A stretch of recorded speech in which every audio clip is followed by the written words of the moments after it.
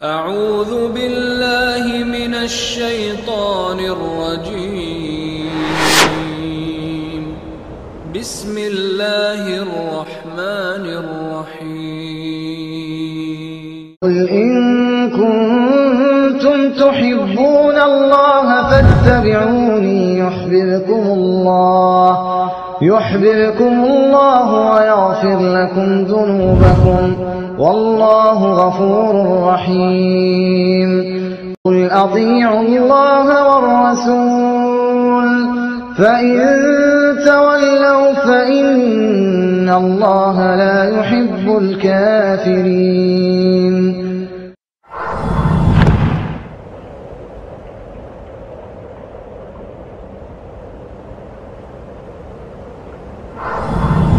تو متعا کا اصل معنی کیا ہے؟ فائدہ حاصل کرنا ایک مدت کے لیے. اس کا نام قرآن اور حدیث میں کہیں نکاح نہیں آیا، کہیں زواج نہیں آیا، صرف آیا کیا ہے؟ اس کا نام متعا آیا ہے، کہیں نکاح متعا نہیں کیا. متعا کی حرمت ساتھیوں قرآن سے بھی ثابت ہے اور حدیث سے.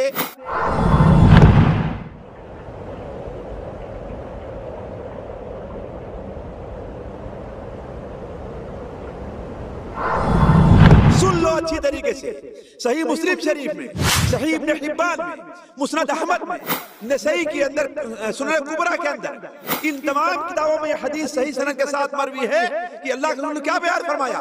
الا انہا حرام، یہ حرام ہے آج کے دن سے لے کر کے قیامت کے دن تک. کہ متعا اسلام میں کبھی جائز نہیں. اللہ کے رسول صلی اللہ علیہ وسلم مکہ مکرمہ میں رہے، جائز نہیں کرا. مدینہ منورہ میں، مکہ مکرمہ میں آپ نے کبھی جائز نہیں کرا. والذین هم لفروجهم حافظون إلا على أزواجهم أو ما ملكت أيمانهم فإنهم غير ملومين فمن ابتغى وراء ذلك فأولئك هم العادون. اور جو اپنی شرمگاہوں کی حفاظت کرتے ہیں سوائے اپنی بیویوں اور کنیزوں کے جو ان کے قبضے میں ہوں، کیونکہ ان کے سلسلے میں ان پر کوئی ملامت نہیں، البتہ ان کے سوا جو کوئی اور ذریعہ چاہے تو ایسے ہی لوگ حد سے بڑھنے والے ہیں. بسم اللہ الرحمن الرحیم الحمدللہ رب العالمین والصلاة والسلام علی رسولہ الکریم اما بعد.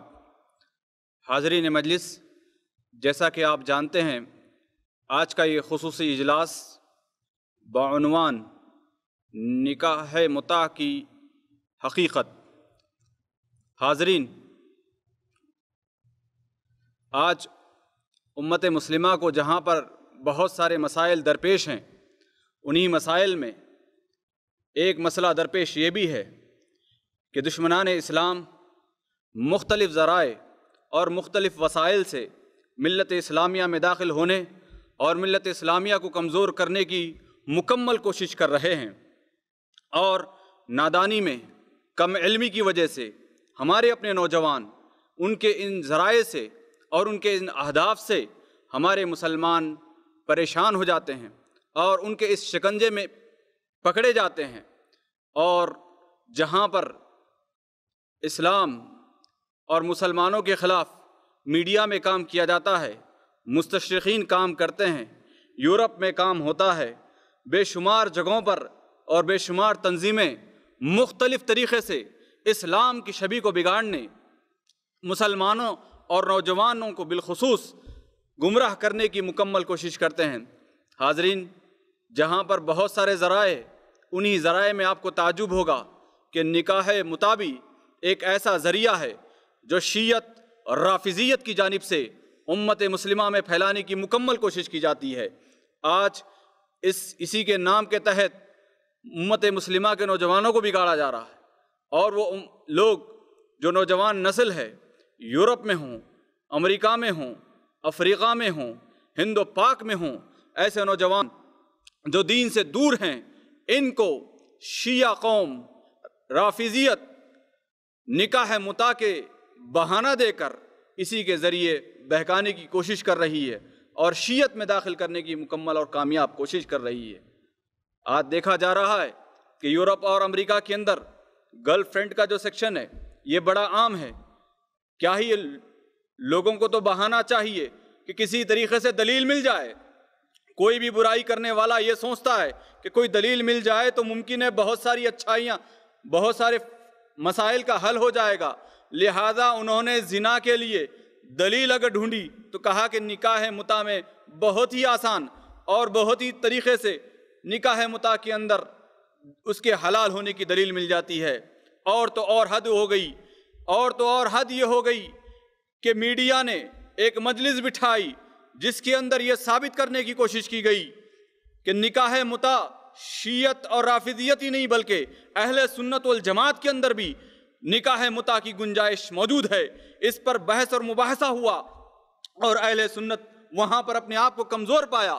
اسی پس منظر کے اندر، اسی ماحول کے اندر شیخ محترم کو بہت سارے کال آئے اور بہت سارے لوگوں نے یہ مطالبہ کیا کہ شیخ محترم ایسے حالات میں جہاں پر نکاح متع کو شیعت اور رافضیت کی طرف سے اہل سنت و جماعت کا لیبل لگانے کی ناکام کوشش کی جا رہی ہے، تو شیخ محترم سے گزارش کی گئی کہ آپ اس کو اہل سنت والجماعت کا کیا موقف ہے اس سلسلے میں واضح کریں. شیخ محترم نے الحمدللہ کافی محنت کی اور کافی ٹائم لگا اس موضوع کو تیار کرنے کے لیے. لہذا بہت ہی انتظار کے بعد یہ موضوع آج ہمارے درمیان ہے، تو بہت ہی قیمتی وقت ہے.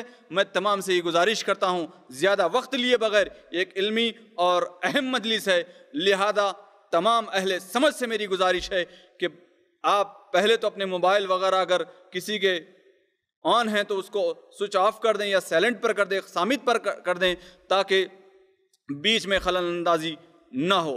اور دوسری بات یہ کہ ادھر ادھر یا کسی اور کو دیکھنے کے بجائے، کیمرے کو دیکھنے کے بجائے یا ویڈیو کو دیکھنے کے بجائے، موبائلز کو دیکھنے کے بجائے شیخ کے ان کلمات پر، شیخ کے خطاب پر مکمل توجہ ہو، کیونکہ ایک بات آپ سے مس ہو جائے گی تو سارا درس مس ہو جائے گا.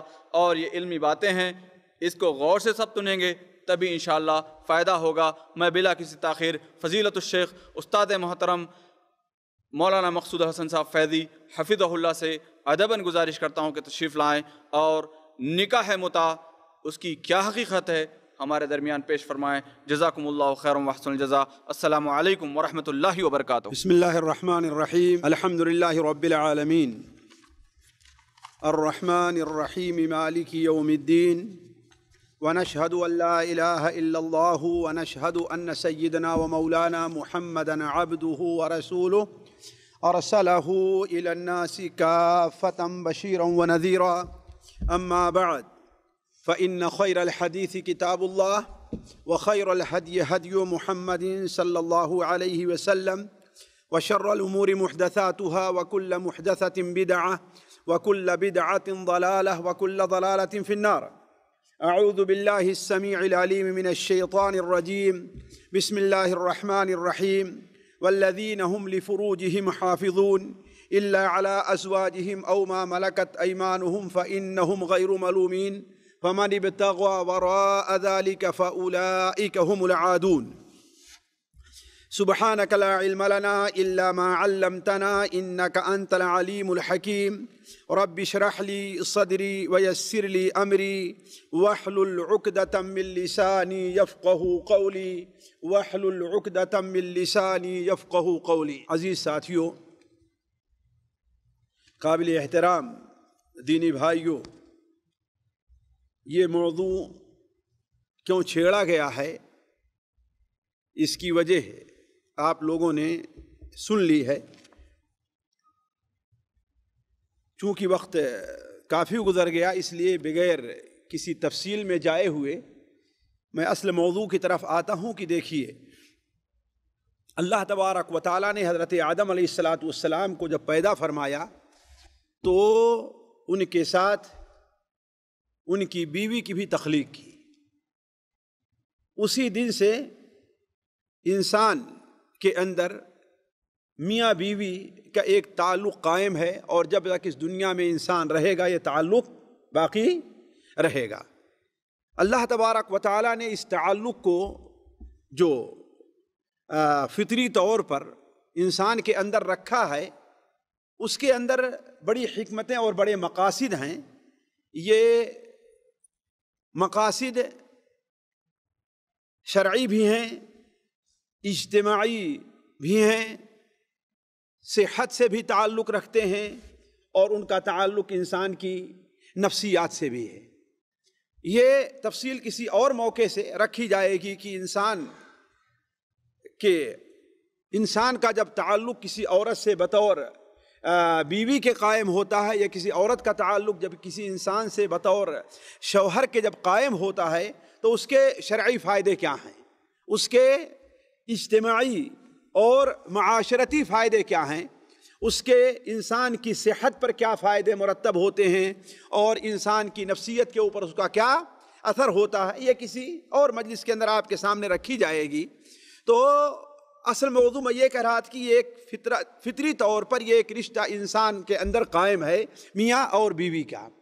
اصل چیز تو یہی ہے کہ وہ تعلق میاں اور بیوی کی حیثیت سے قائم رہے، لیکن اس تعلق کے اندر جب دین حق سے انحراف شروع ہوا تو اس کے اندر بہت سی برائیاں اور بہت سی خرابیاں، اور یہ کہہ لیجئے کہ شریعت کی نظر میں بہت سے غلط طریقے بھی ایجاد ہو گئے۔ اس کے لیے آج بھی جیسا کہ ہم دیکھتے ہیں کہ یہ طریقہ جو مرد عورت کے درمیان قائم ہوتا ہے میاں بیوی کی حیثیت سے، اس کے لیے انسانوں کے اندر اور بھی بہت حیثیت سے وہ طریقے قائم ہیں، دوست کی حیثیت سے ہے، زنا کی حیثیت سے ہے، کسی اور بھی ایسے تو متعلق طریقے قائم ہیں، اور یہ طریقے زمانے جاہلیت کے اندر بھی پائے جاتے تھے۔ جیسا کہ حضرت عائشہ رضی اللہ تعالیٰ عنہ کی روایت ہے، سنن ابو داود میں ہے کہ جب اسلام آیا تو لوگ کہ جو نکاح اور شادی جو ہوا کرتی تھی یا میاں بیوی کا جو تعلق ہوتا تھا، اس کی 4 صورتوں کا ذکر حضرت عائشہ رضی اللہ تعالیٰ نے فرمایا۔ ان میں سے صرف ایک ایسا تعلق تھا کہ یعنی کوئی شخص کسی عورت کو اس کے ولی کے پاس خطبہ بھیجے، مگنی بھیجے، یعنی درخواست کرے، طلب کرے اس کا ہاتھ، اور وہ اسے قبول کر لے، تو گواہوں کی موجودگی میں یا عام مجمع کے اندر ان دونوں کا تعلق قائم ہو جائے، اور یہ تعلق ہمیشگی اور برقرار رہنے کے لیے ہو، یہ نہیں ہے کہ چند گھنٹے یا چند لمحے یا چند دنوں کی بات ہے۔ تو اسی ایک طریقے کو شریعت نے باقی رکھا، اور باقی طریقے کو شریعت نے ختم کر دیا۔ ان میں سے جو ایک طریقہ قائم تھا اور بہت عام تھا، اور خصوصی طور پر یہ نکتہ آپ سمجھ لیں کہ یہ چیز شریف زادیوں کے اندر نہیں پایا جاتا تھا۔ جو عورتیں شریف رہا کرتی تھیں ان کے اندر یہ چیز نہیں پائی جاتی تھی، البتہ ان کا جو تصور تھا وہ عمومی طور پر لونڈیوں کے اندر پایا جاتا تھا، کہ لوگ لونڈی پالتے تھے اور اسے بطور اجار اور بطور مزدوری کے کسی کے حوالے کیا کرتے تھے، اس کے عوض کچھ پیسے لیا کرتے تھے، جس پر قرآن مجید کے اندر نکیر آئی کہ وَلَا تُكْرِهُ فَتَيَاتِكُمْ عَلَى الْبِغَاءِ إِنْ أَرَدْنَ تَحَصُّنًا لِتَبْتَغُوا عَرَضَ الْحَيَاةِ الدُّنْيَا وَمَنْ يُكْرِهُنَّ فَإِنَّ اللَّهَ مِنْ بَعْدِ إِكْرَاهِهِنَّ غَفُورٌ رَحِيمٌ۔ اپنی لونڈیوں کو اگر وہ شریف بننا چاہتی ہیں اور شریف ہیں تو انہیں گناہ کے کام پر تم، زنا پر تم ابھارو نہیں کہ اس کے عوض تھوڑے سے پیسے لے لیا کرو، تھوڑا مادہ حاصل کر لیا کرو۔ تو یہ طریقہ عرب کے اندر جائز تھا، رائج تھا، یعنی اپنی لونڈی جو ہوا کرتی تھی، زرخرید جو اپنے پاس لونڈی رہا کرتی تھی، اسے پیسے پر کسی کے پاس دے دیا کرتے تھے، اور اس کے عوض جو بچے ہوا کرتے تھے جس کے ساتھ یہ تعلق قائم ہو رہا، اسی کا بچہ مانا جاتا تھا، بچہ اسی کا مانا جاتا تھا۔ اور لیکن مانا جائے اس ناحیے سے کہ نسبت اس کی طرف ہوا کرتی تھی، البتہ وہ غلام رہا کرتا تھا اسی کا جس کی لونڈی ہے، یعنی باپ کے طور پر نسبت تو اسی سے ہوا کرتی تھی جو اس کا باپ ہے۔ آپ اسے اس وقت جو ہے رنڈی کا نام دے دیجئے، پیسے پر کام کرانے والی کا نام دے دیجئے، اجرت پر کام کرانے کوئی بھی کا نام دے دیجئے، اس کو آپ شادی کا نام کوئی بھی نام دے دیجئے، لیکن تھی اس کی یہی صورت کہ اس کے عوض جو اصل مالک تھا وہ پیسے لیا کرتا تھا، اور وہ کسی مرد کے پاس 1 دن 2 دن 1 گھنٹے جیسے معاملات ہوتا جایا کرتی تھی۔ تو اسی کو کیا ہے، کیا کہا گیا؟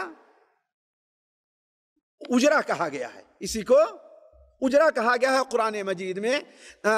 قرآن مجید میں اسی کو سمجھے کہ اجار کے طور پر یا لونڈی کو کسی کے حوالے یا کسی کو زنا کے لیے پیش کرنا، اس کو اس لفظ سے تعبیر کیا گیا ہے، بغا کے لفظ سے تعبیر کیا گیا ہے قرآن مجید میں. تو یہ چیز پائی جاتی تھی. البتہ شریف زادیاں جو ہوا کرتی تھی ان کے اندر یہ چیز نہیں تھی. اس کا اندازہ آپ اس سے لگائیں کہ جب نبی کریم صلی اللہ علیہ وسلم فتح مکہ کے موقع پر عورتوں سے بیعت لی تو ان عورتوں جو بیعت کرنے آئی تھی ان میں حضرت ابو سفیان کی بیوی ہند بنت عتبہ بھی تھی، جو حضرت معاویہ رضی اللہ تعالیٰ عنہ کی والدہ ہیں. جب آپ صلی اللہ علیہ وسلم نے ان سے بیعت لی اور انہی الفاظ میں بیعت لی 6 چیزوں پر جن کا ذکر سورہ الممتحنہ کے اندر ہے. یا ایھا النبی اذا جاءک المؤمنات یبایعنک علی الا یشرکن باللہ شیئا ولا یسرقن ولا یزنین. پہلی چیز تھی کہ وہ شرک نہیں کریں گے، دوسری چیز تھی چوری نہیں، تیسری چیز کیا ہے؟ ولا یزنینا. تو بڑے تعجب سے انہوں نے کہا تھا، ہند نے رضی اللہ تعالیٰ عنہ نے، کہ کیا کوئی آزاد عورت بھی زنا کرتی ہے؟ کیا کوئی آزاد عورت بھی؟ اس کا مطلب یہ ہے کہ زنا کا اور یہ پیسے کے عوض، مادے کے عوض دے دینے کا یہ تصور صرف لونڈیوں کے اندر پایا جاتا تھا، شریف عورتوں میں نہیں. یہ بات خصوصی طور پر میں اس لیے ذکر کر رہا ہوں کہ اس کو آپ توجہ رکھیں، تو اس پر توجہ دیں تو مسئلے کو سمجھنے میں یہ بات آسانی ہوگی.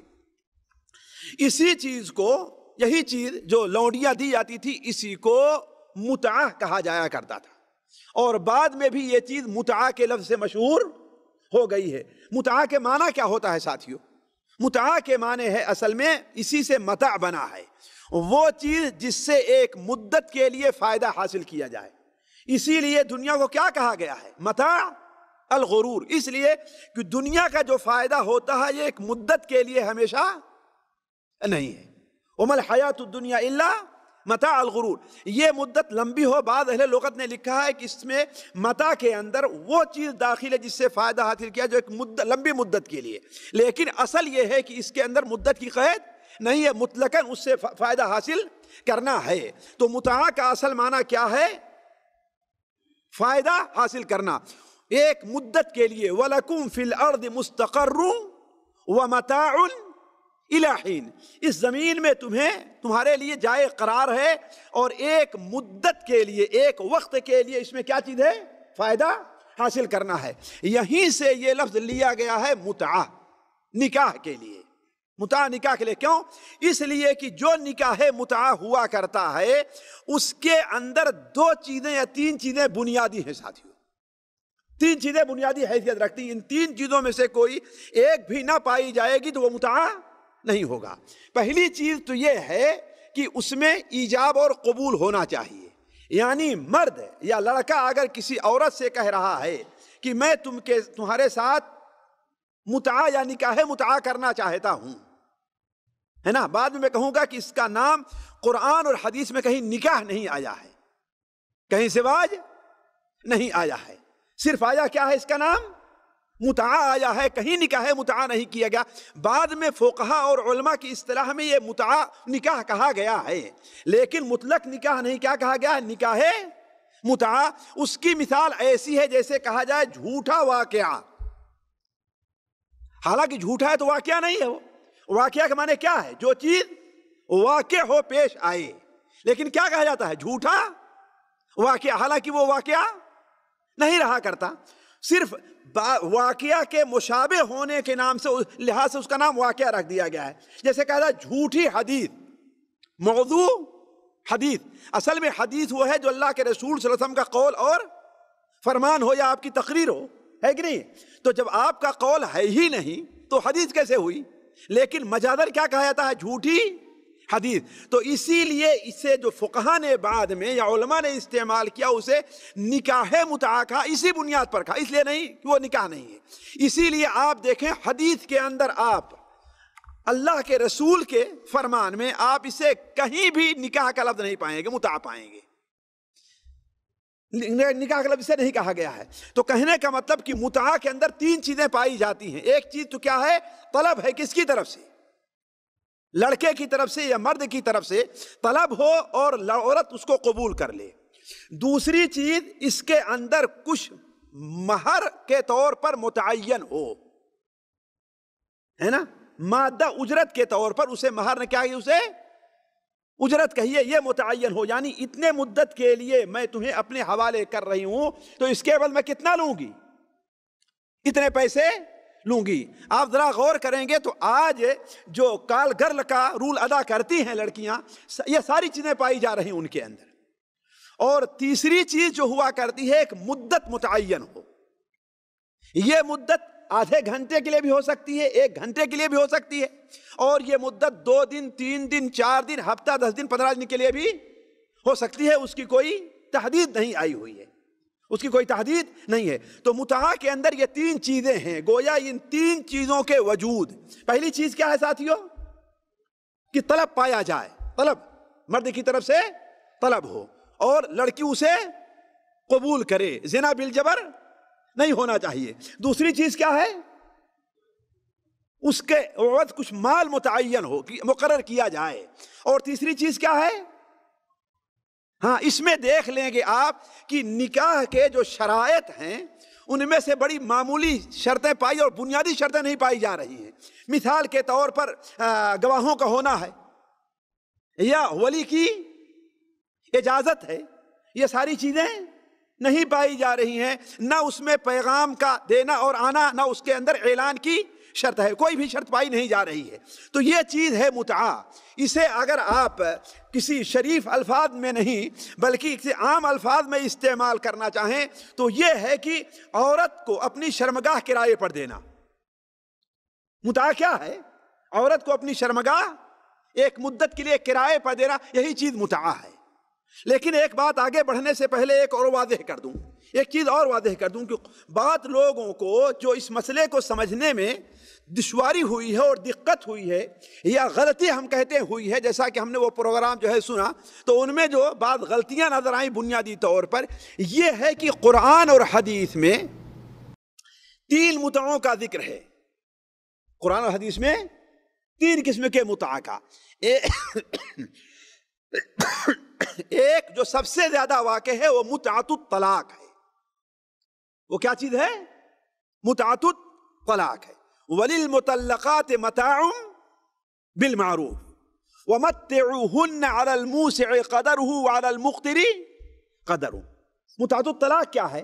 کسی عورت کو آپ طلاق دے رہے ہیں تو اسے کچھ دلجوئی کے لیے، فائدے کے لیے، اس کا دل رکھنے کے لیے، یہ نہیں کہ جو کچھ اس کو مہر طور دیا وہ بھی چھین لیں آپ، یہ نہیں ہے، بلکہ اس کے علاوہ مزید بھی کچھ آپ اس کو دیں۔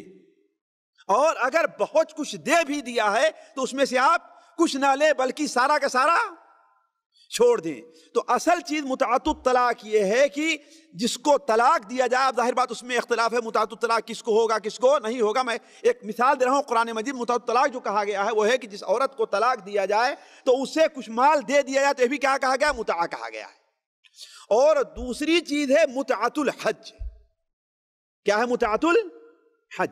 بعض لوگوں نے، جو میں وہ لوگوں کا مقابلہ سن رہا تھا، ان میں بعض ایسی حدیثیں جس کا تعلق خالص متعۃ الحج سے ہے اور اس کو دانستہ یا نادانستہ، اللہ ان کی نیتوں کو بہتر جانتا ہے، دانستہ یا نادانستہ لا کر کے متعۃ الطلاق پر فٹ کیا گیا ہے۔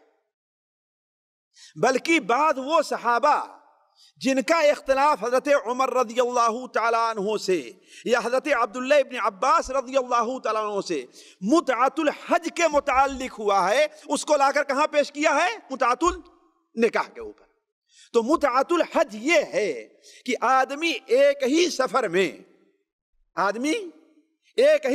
میں یا کہیے کہ حج کے ایام میں انسان عمرہ کر کے فائدہ حاصل کرے کہ ایک ہی سفر میں 2 کام کر رہا ہے وہ، اس لیے کہ زمانے جاہلیت میں یہ چیز جائز نہیں تھی، خصوصاً ایام اشہر حج جو پائے جاتے ہیں، اشہر حج، اس کے اندر وہ عمرہ کرنا جائز نہیں سمجھتے تھے، بلکہ اشہر حج کے بعد محرم میں بھی وہ عمرہ کرنا جائز نہیں سمجھتے تھے۔ ان کے یہاں بڑا مشہور ایک مقولہ تھا، اذا کیا ہے افل وبر و ذهب السفر فقد فقد حلت العمرۃ لمن اعتمر، یعنی محرم اور سفر یہ پورا اپنے لیے عمرے کے لیے حلال نہیں سمجھتے تھے، تو حج کے ایام میں، بلکہ جیسے کہ حضرت عائشہ رضی اللہ عنہا کی روایت ہے کہ حج کے ایام میں ہم عمرہ کرنا بہت بڑا گناہ سمجھتے تھے، تو شریعت نے اس کو منع کیا، بلکہ اللہ کے رسول صلی اللہ علیہ وسلم نے احادیث سے بدلتا صحابہ کرام کو وجوبی طور پر یہ حکم دے دیا کہ تم حج کے ساتھ عمرہ بھی کرو، بلکہ اگرچہ میقات سے حج کا احرام باندھ کر کے آئے ہو، صرف حج کا احرام باندھ کر کے کیوں نہ آئے ہو، لیکن ابھی کچھ ہی دور گئے تھے کہ حضرت جبرائیل آئے اور کہا آپ صلی اللہ علیہ وسلم کو کہ قل حجۃ فی عمرۃ فی حجۃ، آپ اگرچہ حج کا احرام باندھیں لیکن اب کہیے کہ عمرۃ فی حجۃ، یعنی ہمارا حج کے ساتھ ساتھ کیا ہے، عمرے کا بھی احرام ہے، ہماری نیت ہے۔ تو آپ صلی اللہ علیہ وسلم نے حج کے ساتھ عمرے کا بھی احرام باندھا، صحابہ کرام کو اسی بات کا حکم دیا، اور جو لوگ مزید اس کو واضح کرنے کے لیے، جو لوگ اپنے ساتھ قربانی کا جانور لے کر کے نہیں گئے تھے، آپ نے ان کو وجوبی طور پر حکم دے دیا کہ سعی کرنے کے بعد اپنے بالوں کٹا کر کے حلال ہو جائیں۔ تو اہل عرب کے یہاں یہ چیز نہیں تھی، لیکن اسلام نے اس کی اجازت دی۔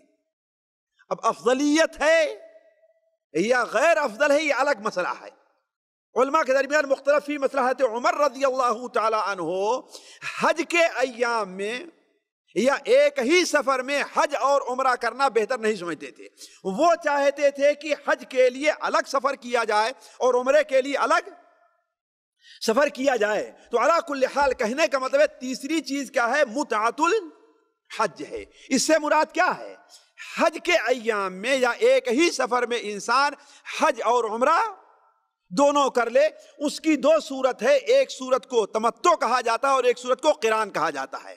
قرآن مجید میں دونوں کو کیا کہا ہے، فمن تمتع بالحج الی العمرہ، دونوں کو متع ہی کہا ہے، لیکن علماء کی اصطلاح میں اور حدیث کی اصطلاح میں دونوں کیا ہیں، دو ہیں، ایک قران ہے اور ایک تمتع ہے۔ تمتع یہ ہے کہ انسان میقات سے عمرے کا احرام باندھے اور جا کر کے طواف کرے، سعی کرے اور بال کٹا کر کے حلال ہو جائے، یہ تمتع ہے۔ پھر 8ویں ذی الحجہ کو نئے سرے سے احرام باندھ کر کے اپنا منی جائے۔ اور قران یہ ہے کہ میقات ہی سے انسان حج اور عمرے دونوں کا احرام باندھے، مکے جا کر کے طواف اور سعی کرے اور اپنے احرام کے اوپر باقی رہے، بال کٹا کر کے حلال نہ ہو، یہاں تک کہ 10ویں ذی الحجہ کو وہ جب کنکڑی مار لے گا، اپنی قربانی کر لے گا، تب بال کٹائے گا۔ تو کہنے کا مطلب یہ ہے کہ شریعت میں یا قرآن اور حدیث کے اندر یا فقہا کے اقوال میں 3 قسم کے متعہ ہیں، ایک متعۃ النکاح ہے، ایک متعۃ الطلاق ہے، اور تیسرا کیا ہے، متعۃ الحج ہے۔ اب یہ دیکھیے ایک بات اور ہم سنتے چلیں آگے بڑھنے سے پہلے، متعہ کا حکم ہے کہ نکاح اور متعہ میں فرق کیا ہے، نکاح اور متعہ میں فرق کیا ہے، یہ بنیادی چیز ہے اور ہر انسان کے سمجھنے کی ضرورت ہے۔ دیکھیے پہلی چیز تو یہ ہے، نکاح کے لیے گواہ کا ہونا ضروری ہے، ورنہ ولا متخذاتی اخدان جس سے منع کیا گیا ہے قرآن مجید، وہی چیز پیش آئے گی۔ خدن یعنی پوشیدہ طور پر کسی سے اپنا تعلق قائم رکھنا نہیں، اور اس کے لیے کم سے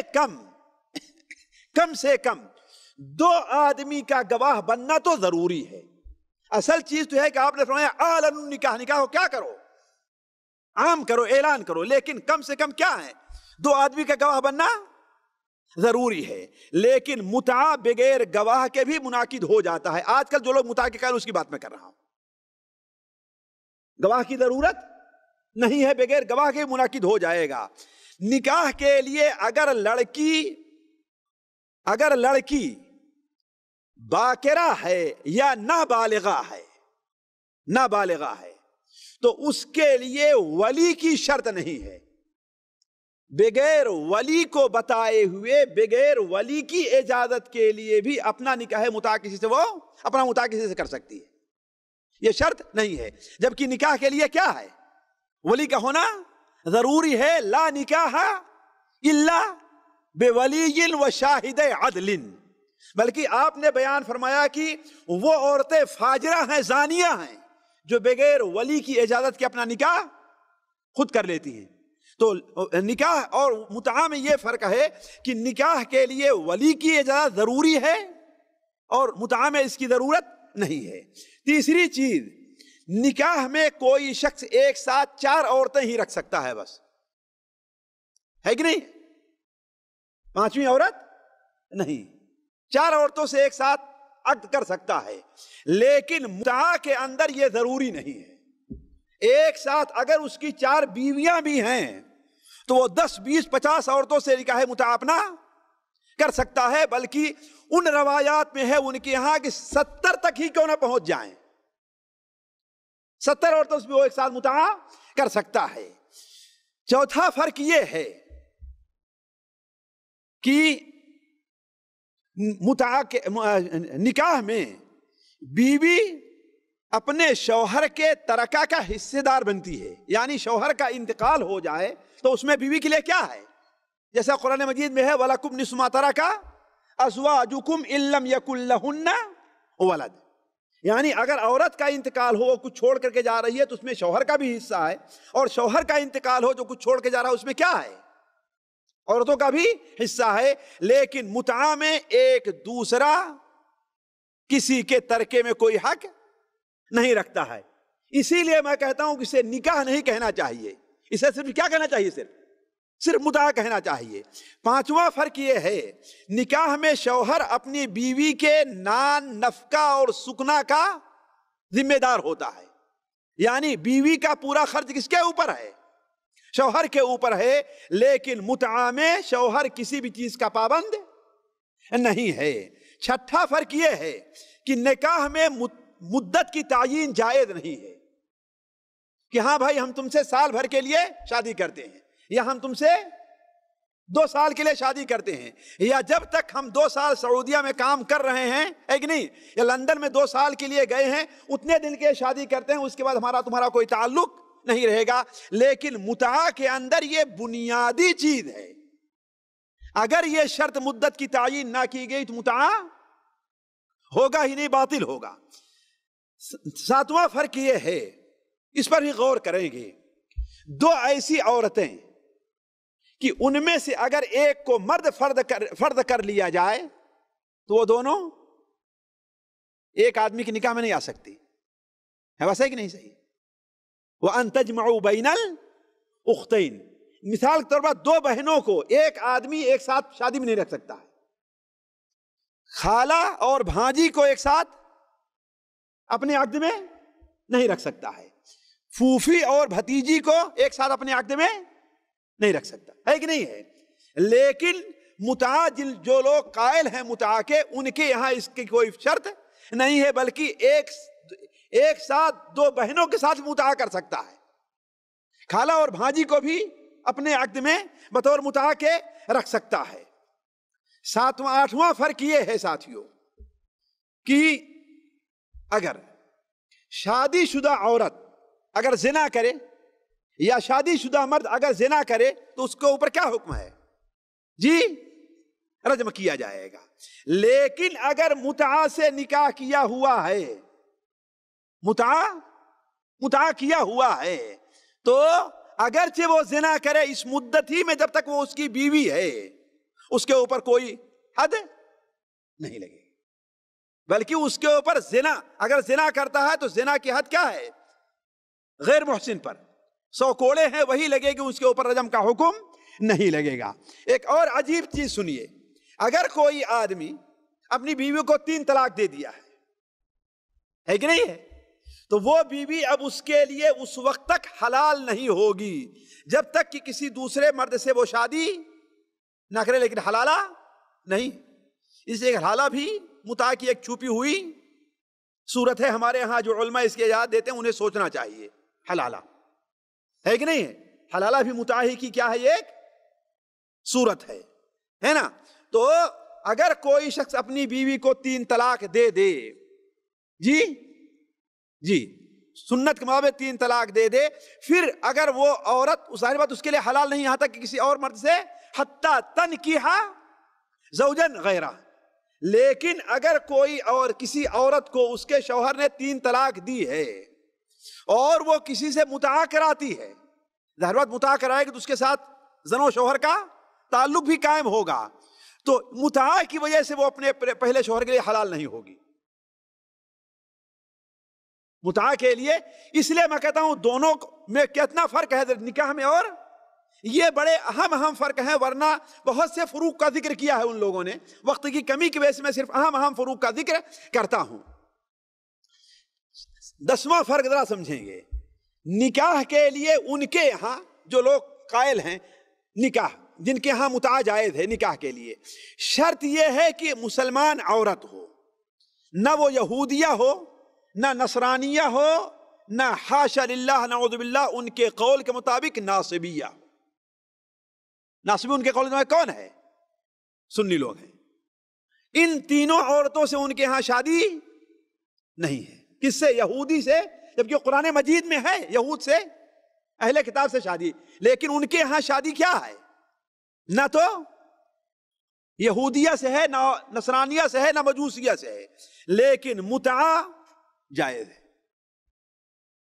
لیکن متعا جائز ہے۔ بلکہ میں ایک شیعہ کی کتاب پڑھ رہا تھا، اور اس کے ظاہر بات ہے میں یہ صرف بلا وجہ کا وقت ضیاع سمجھتا ہوں کہ اس کی فوٹو آپ کے سامنے پیش کروں، ورنہ لا کر دکھاتا۔ کتاب للہ ثم للتاریخ، یہ ایک بہت ہی مشہور شیعی عالم حسین الموسوی، اس نے لکھا ہے کہ اس ماضی قریب میں شیعوں کا ایک بہت بڑا عالم گزرا، جس نے بڑی کتابیں لکھی ہیں، اہل علم سمجھ لیں، المراجعات اس کی کتاب ہے، علامہ البانی رحمہ اللہ نے اس کی بہت سی حدیثوں پر نقد کیا ہے۔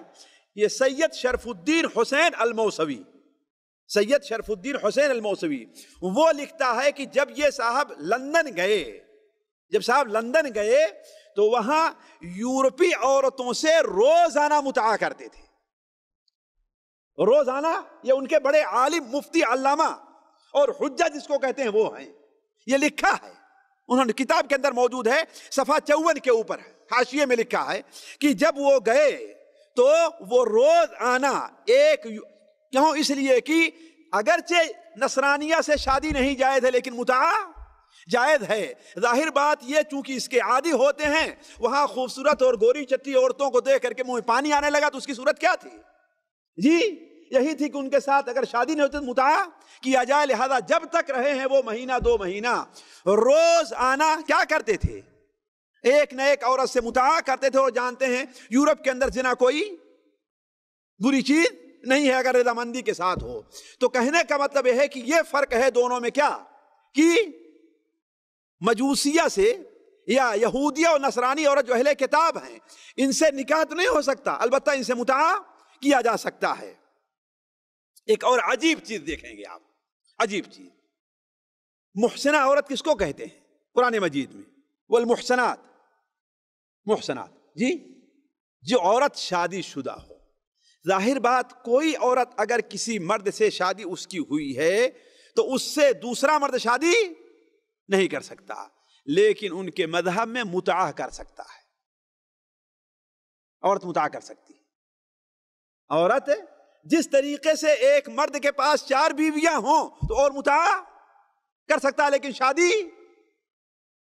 اسی طریقے سے ایک عورت اگر شادی شدہ ہے، اس کا شوہر باہر رہتا ہے، اسے ضرورت ہے تو وہ متعا کر سکتی ہے، اور جو اولاد ہوگی وہ پہلے ہی شوہر جس کی بیوی ہے اس کی مانی جائے گی، ہے کہ نہیں ہے؟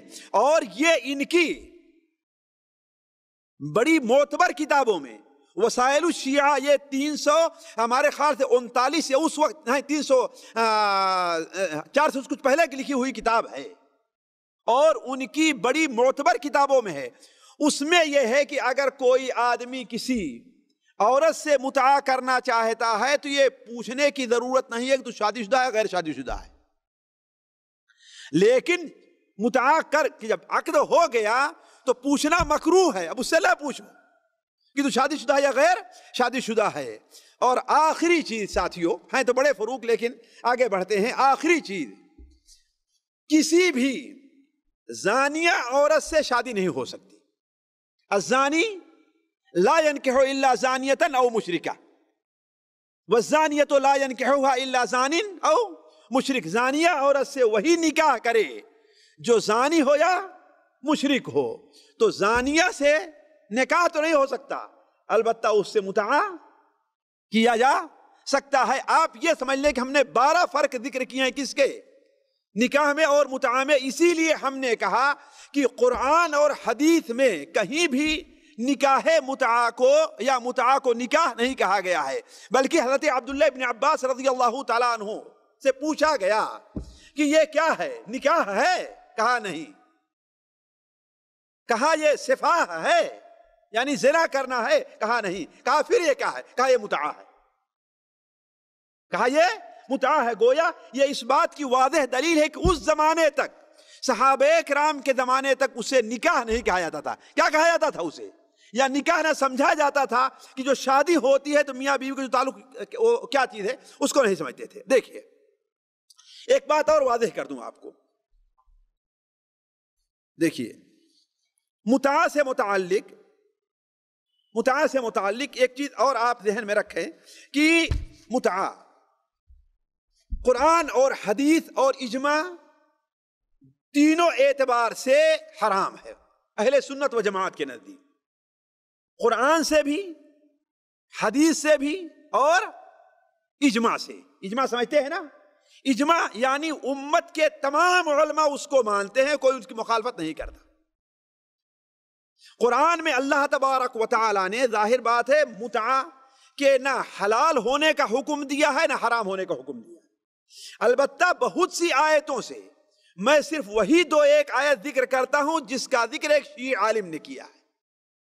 ایک شیعی عالم نے کیا ہے کہ جس سے متعا کی حرمت کا ثبوت ہوتا ہے. مثال کے طور پر اللہ تبارک و تعالی قرآن مجید میں 2 جگہ اہل ایمان کی اور مومنوں کی صفات بیان کرائے کہ مومن کون سے لوگ ہیں. قد افلح المؤمنون 18واں پارہ جہاں سے شروع ہو رہا ہے سورہ المؤمنون. قد افلح المؤمنون، مومن کامیاب ہو گئے. ان کی صفات کیا ہیں ساتھیوں؟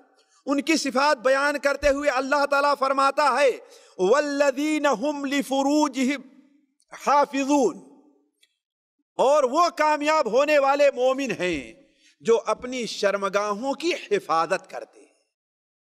ساتھیوں یہ شریعت کی اصطلاح ہے اپنی شرمگاہ کی حفاظت. قل للمؤمنین یغضوا من ابصارہم ویحفظوا فروجہم، آپ کہیے مومنوں سے کہ اپنی نظروں کو نیچی رکھیں اور اپنی شرمگاہ کی حفاظت کریں.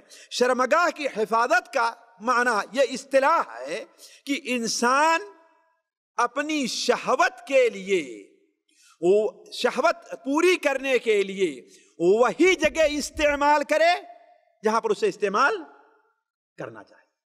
شہوت پوری کرنے کے لیے وہ اپنی شرمگاہ کو کہیں اور نہ کھولے، کہیں ظاہر نہ کرے، الا یہ کہ جہاں پر اس کی اجازت ہے.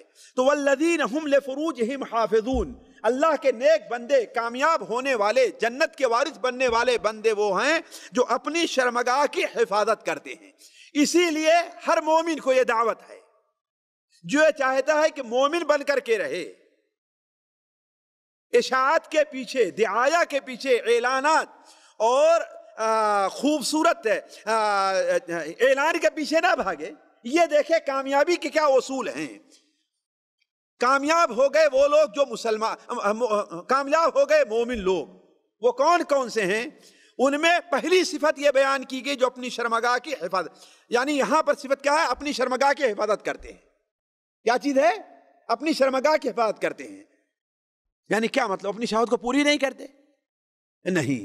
الا علی ازواجہم او ما ملکت ایمانہم، الا علی ازواجہم او ما ملکت ایمانہم، مگر اپنی بیویوں، اپنی بیویوں. اور ہم نے کہا تھا متعا سے جو چیز ہوتی ہے وہ بیوی، اس لیے کہ اگر بیوی ہوگی تو اس سے لیے خان خرچ بھی دینا ہے، اور بیوی ہوگی تو قرآن مجید کا نص ہے کہ اسے میراث میں حصہ بھی ملنا چاہیے، ہے کہ نہیں؟ اور اگر بیوی بھی ہوگی تو اس کے ذریعے انسان پر، عورت پر محسن اور محسنہ ہونے کا حکم بھی لگے گا، ہے کہ نہیں ہے؟ تو الا علی ازواجہم، مگر اپنی بیویوں، یعنی اپنی بیویوں کے سامنے اپنی شرمگاہ کو ظاہر کرتے ہیں، او ما ملکت ایمانہم فإنہم غیر ملومین، یا اپنی باندیوں یا اپنی لوڈیوں، اس لیے کہ ان کے سامنے اپنی شرمگاہ کا ظاہر کرنا اس پر کوئی ملامت اور کوئی گناہ نہیں ہے۔ فمن ابتغى وراء ذلك، اس کے علاوہ اگر کوئی آدمی تیسرا راستہ اختیار کرتا ہے تو کیا ہے؟ فَأُولَئِكَ هُمُ الْعَادُونَ، یہی لوگ ہیں جو حد سے تجاوز کرنے والے ہیں۔ اس سے معلوم کیا ہوا ساتھیوں؟ جب شریعت نے دو ہی چیز کی اجازت دی ہے، کس کی؟ یا تو بیوی کی جو شادی اور نکاح کے ذریعے آتی ہے، اور اس کی لونڈی کی، لہذا اس کا مطلب یہ ہوا کہ متعہ کی حرمت یہیں سے ثابت ہو گئی۔ اور وہ لوگ جو کہتے ہیں، جیسا کہ اس مقابلے کے اندر کہا، ہاں اس کی بیوی ہوگی، یہ لوگوں کو دھوکہ دینے والی بات ہے۔ شرعی اصطلاح میں، قرآن اور حدیث کی اصطلاح میں وہ بیوی نہیں ہے، نہ بیوی کے جو حقوق ہوتے ہیں اس کی حقدار وہ بنتی ہے۔ اسی طریقے سے اللہ تبارک و تعالی ایک اور جگہ فرماتا ہے، وَمَن لَمْ يَسْتَطِعْ مِنْكُمْ طَوْلًا، یہ سورہ نساء کے اندر، وَمَن لَمْ يَسْتَطِعْ مِنْكُمْ طَوْلًا أَن يَنكِحَ الْمُحْصَنَاتِ الْمُؤْمِنَاتِ، جس کے پاس اتنی طاقت نہ ہو، اتنی وسعت نہ ہو، اتنا پیسہ نہ ہو کہ وہ مومن پاک باز یا غیر شادی شدہ عورتوں سے شادی کرے، تو اسے کیا کرنا چاہیے؟ فَمِمَّا مَلَكَتْ أَيْمَانُكُمْ، تو کسی لونڈی سے شادی کر لے، کسی لونڈی سے شادی کر لے۔ مِن فَتَيَاتِكُمُ الْمُؤْمِنَاتِ، بشرطے کہ وہ لونڈی کیا ہو؟ مؤمنہ ہو، ہے کہ نہیں؟ آگے اسی کے بعد اللہ تعالیٰ فرماتا ذَلِكَ لِمَنْ خَشِيَ الْعَنَتَ مِنْكُمْ، لونڈیوں سے شادی کی اجازت ان لوگوں کے لیے ہے جنہیں زنا میں اور گناہ میں پڑ جانے کا خطرہ ہے، ورنہ اس سے پرہیز کریں، صبر کریں تو وہی بہتر ہے۔ کیوں؟ اس لیے کہ ظاہر بات، لونڈی سے جب نکاح کریں گے تو جو بچہ پیدا ہوگا وہ بھی کس کا مانا جائے گا؟ نسبت تو اسی کے ہوگی، لیکن وہ غلام کس کا مانا جائے گا؟ مالک کا مانا جائے گا۔ اور اسلام غلام بنانے کی رغبت نہیں دیتا، بلکہ غلام آزاد کرنے کی رغبت کی ترغیب دیتا ہے کہ نہیں؟ اس لیے وَأَن تَصْبِرُوا خَيْرٌ لَكُمْ، اگر تم لونڈیوں سے شادی نہ کرو تمہارے لیے کیا ہے؟ بہتر ہے۔ اب اگر متعہ جائز ہوتا، ظاہر بات متعہ میں کوئی بڑا پیسہ تو لگتا نہیں ہے کہ نہیں؟ متعہ میں، اور جس وقت کی بات ہے اس وقت متعہ ایک کپڑے پہ بھی کر لیا کرتے تھے، حدیث صحیح بخاری شریف وغیرہ میں ہے کہ نہیں ہے؟ ایک چادر بھی دیا اور متعہ کر لیا، غربت کا زمانہ تھا۔ تو اگر متعہ جائز ہوتا، علماء کہتے ہیں، تو کیا ہے؟ جی اجازت دیتا۔ اس آیت پر تبصرہ کرتے ہوئے ایک شیعی عالم لکھتا ہے، محتاجگی کی وجہ سے جو لوگ آزاد عورت سے شادی نہیں کر سکتے، انہیں یہ توجیہ دی جا رہی ہے، انہیں یہ ہدایت دی جا رہی ہے کہ وہ کسی لونڈی سے شادی کر لیں، اور یہ اس صورت میں ہے جب انہیں اپنے اوپر بے راہ روی کا خطرہ ہو۔ اور لونڈی سے بھی شادی نہیں کر سکتا تو اسے صبر کرنے کا حکم دیا جا رہا ہے۔ اگر متعہ حلال ہوتا تو اسے متعہ کے لیے کہا جاتا۔ اس طریقے سے ساتھیوں اور بھی بہت سی آیتیں ہیں جہاں پر ہم نے نوٹ کیا ہے، لیکن وقت نہیں کہ میں ان کو آپ کے سامنے رکھوں۔ کہنے کا مطلب یہ ہے، قرآن مجید کے متعدد آیات سے پتہ چلتا ہے کہ متعہ جائز نہیں ہے۔ البتہ جہاں تک حدیث کا تعلق ہے ساتھیوں، ایک حدیث کی کتابوں پر ایک سرسری نظر ڈالا ہم نے تو بڑا تعجب متعہ کی حرمت کے بارے میں جو حدیثیں وارد ہیں، وہ ایک سرسری مطالعہ سے میں کہہ رہا ہوں کہ 15 صحابہ سے مروی۔ کتنا ساتھیوں؟ 15 صحابہ سے مروی۔ پھر بھی تعجب ہوتا ہے کہ سنی کی طرف سے ایک عالم کھڑا ہوتا ہے اور اسے کہا جا رہا ہے کہ آزاد خیال ہیں۔ کیا ہے وہ؟ آزاد، یعنی دین سے آزاد ہیں۔ وہ متعہ کی طرف سے دفاع کرتا ہے کہ ہاں سنیوں کے طرح متعہ کی اجازت ہے۔ ذرا سوچیں کتنے صحابہ سے مروی ہے ساتھیوں؟ جی 15 صحابہ سے۔ رہی بات وقت نہیں کہ میں آپ کے سامنے وہ تفسیر رکھوں، صرف 2 ہی ایک حدیث آپ کے سامنے رکھوں گا، لیکن 15 صحابہ جس میں حضرت علی رضی اللہ تعالیٰ عنہ، حضرت عمر رضی اللہ عنہ، حضرت عبداللہ ابن عمر رضی اللہ عنہ، حضرت سلمہ ابن اکوع ہیں، صبرہ جوہنی ہیں، ابو ہریرہ ہیں، جابر ابن عبداللہ ہیں، عبداللہ ابن مسعود ہیں، عبداللہ ابن عمر ہیں، حارثہ ابن غزیہ ہیں، سہل ابن سعد ہیں، ثعلبہ ابن حکم ہیں، زید ابن خالد الجوہنی ہے، کعب ابن مالک الانصاری ہیں، اور ابو رحم ہے، اور انس بن مالک ہیں۔ یہ 15 صحابہ کی ایک سرسری مطالعہ کے بعد مجھے حدیث ملی جو نبی کریم صلی اللہ علیہ وسلم سے متعہ کی حرمت نقل کرتے ہیں، اور یہ حدیثیں ساتھیوں ان کتابوں کے اندر پائی جا رہی ہیں جن کے مؤلفین نے اس بات کا عہد کیا ہے عہد لیا ہے اپنے اوپر رکھا ہے کہ وہ صرف صحیح حدیثیں ہی ذکر کریں۔ ان میں سے بہت سی حدیثیں اس میں بھی ہیں، کچھ حدیثیں اس میں ضعیف سند سے بھی ہیں، لیکن اس میں کی بہت سی حدیثیں کس میں پائی جا رہی ہیں، یعنی بخاری میں اور مسلم میں بھی۔ مثال کے طور پر صحیح بخاری اور صحیح مسلم میں امام مالک نے بھی ان کو نقل کیا ہے، مسند احمد میں بھی ہے، سنن نسائی میں بھی ہے، سنن ترمذی میں ہے، میں تفصیل میں نہیں جاتا، لیکن دو کتاب کا حوالہ دو، کس کا؟ بخاری اور مسلم میں۔